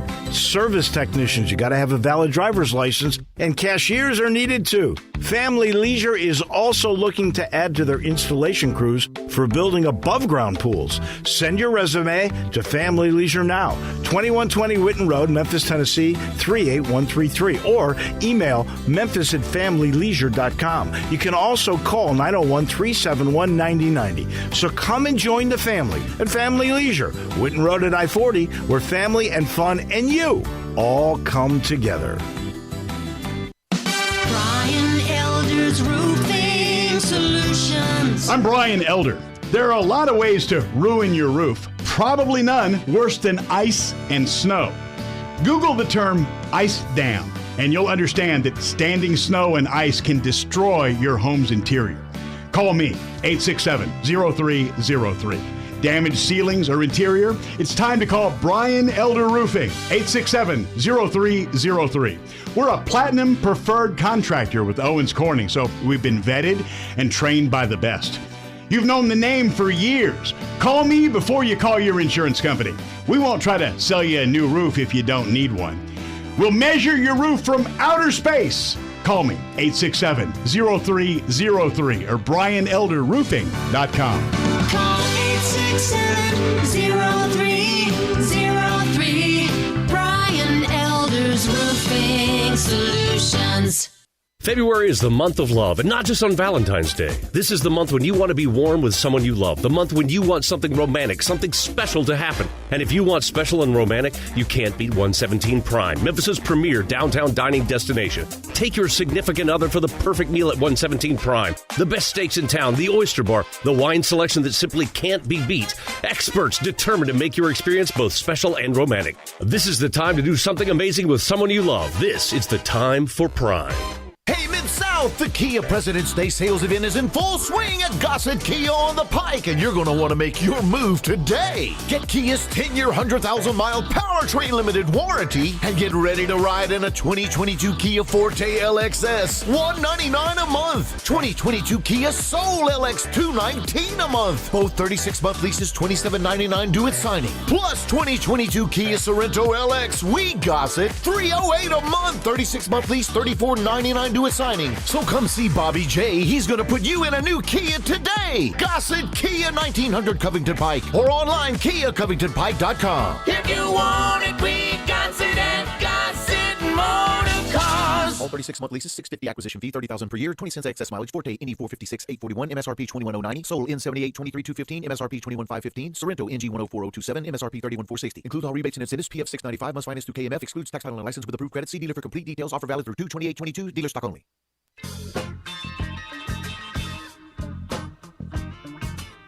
Now, back to Sports Time on Sports 56. This hour is brought to you by DeSoto Auto Sales. Here once again are Brett Norsworthy and Gabe Kuhn. Go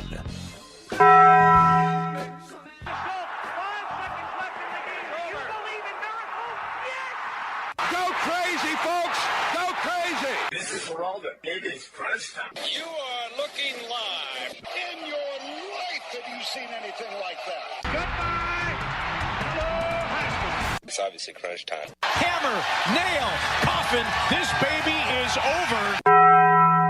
The double steak grilled cheese burrito, so good. Double the steak with nacho cheese sauce, seasoned rice, red strips, sour cream, and the 3-cheese blend wrapped inside a warm flour tortilla, with even more 3-cheese blend grilled on the top. The double steak grilled cheese burrito, it hits the spot now at Taco Bell. And at Taco Bell, when they say they are feeding people's lives with unexpected good, they mean it. Bowl food you can't get anywhere else. Brett, what I learned today is that I know that the Brooklyn Nets are sitting in the 8th spot in the East right now, although not a lot of games separating all those teams. They're back, though, because it looks like New York City Mayor Eric Adams, obviously newly elected, says that the New York City plan is to phase out the vaccine mandate in the coming weeks, and this is opening up. Did Kyrie win? Opening it up for Kyrie. Kyrie absolutely did win. He weathered the storm. I'll put it that way. He stood his ground. And at the end of the day, he didn't get the vaccine. It looks like he's still going to be able to play home games and help go win a title in Brooklyn. So I would say, grand scheme of things, yes, he did win. Grizzlies Nets finals. Would you sign up for that? I'd sign up for a Grizzlies anybody finals. Anybody. I was going to say. Jay Williams, though, went out and called them today. He did. He said, and a lot of he didn't say they're just lot of Brooklyn pickers. He didn't say they're just going to make the final. He said they're going to win it. That's something. Is that right? Yeah. They're going to win. So I thought he just said they were going to win it all. Yep. Well, Jay Will's right. Speaking of Jay Will, that's what he said this morning on Hot Take TV. Grizzlies. You know who was saying that 2 weeks ago? Oh, sorry. Real quick. I'm sorry. He did say they're going to the NBA Finals. I'm sorry. I misread. You know who's been saying it for the last 2 weeks, though? Am I looking at him on the Zoom Brett. right now? Brett. Yep. How about it? You have been. I think I was first. I'll give it to you. First. I'll give it to you. There's a lot of people out there in the world, Brett, to say first. Me and Kendrick Perkins. I was second. Well, I don't think KP ever went that far, did he? I don't think KP. He's pretty bold on the Grizzlies. He's pro Grizzlies. Oh yeah, and he's right. He's been right. He's been doing it since last year. Last year. What I could have done without Tom Brady. He's going to produce and star in a movie called 80 for Brady. It'll be a road trip comedy on Paramount. It will co-star none other Lily Tomlin, Jane Fonda, Rita Moreno, and Sally Field, alongside Tom Brady on a road trip comedy. Look, there's been some weird movies. Gloria Swanson was booked. I mean, what's that lineup? That's what I'm saying. There's been some weird movies come out. I thought the Kevin James, Sean Payton movie was really bad and weird. The Kurt Warner movie, I love Olivia Newton-John book. I love the message. What in the world? That's almost as weird as the cleansing program. I think I'd go through the cleansing program before I'd go to that. I don't quite understand, but Tom Brady getting into producing and acting. How about that? Tom Brady doesn't strike me as a guy who's a very good actor. No. Take two. Very stoic, very straight-faced. I could have done without that ESPN headline today. Does Tiger Woods still owe us an explanation? First of all, who's us? Who's we? The media? Fans? Tiger Woods owes nobody nothing. Nobody nothing. Is that double negative? Close. I think that said the opposite of what you would. But no, he does He don't owe jack. He doesn't owe anybody anything, and we're a year removed from the damn thing.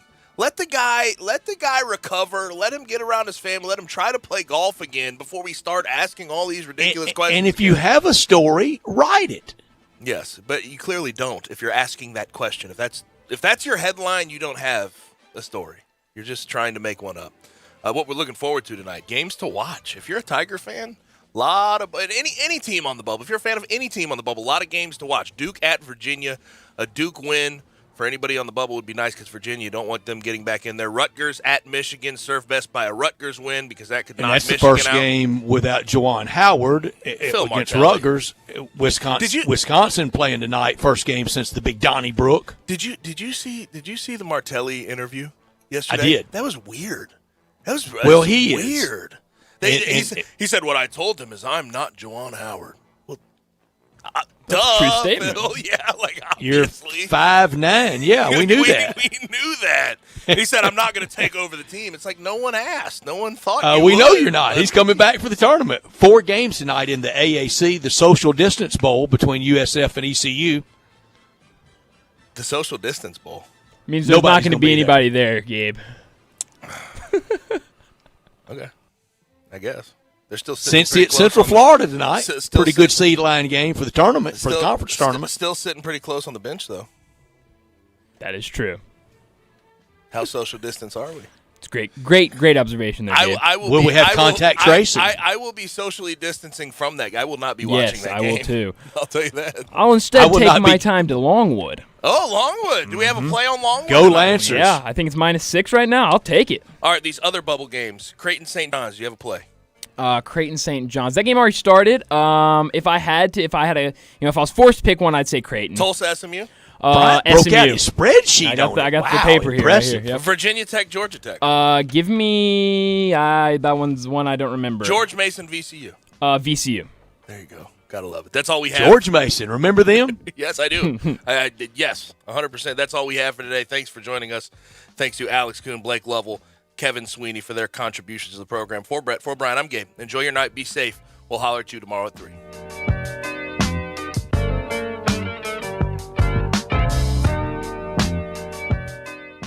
I'm with Pat Donahue from the Rendezvous Shipping Kitchen. Pat, how are things downtown at the Shipping Kitchen? Thanks, Brett. Wow, what a year it's been. 2020 threw a lot of changes at us. One of them was our great Memphis customers figured out how to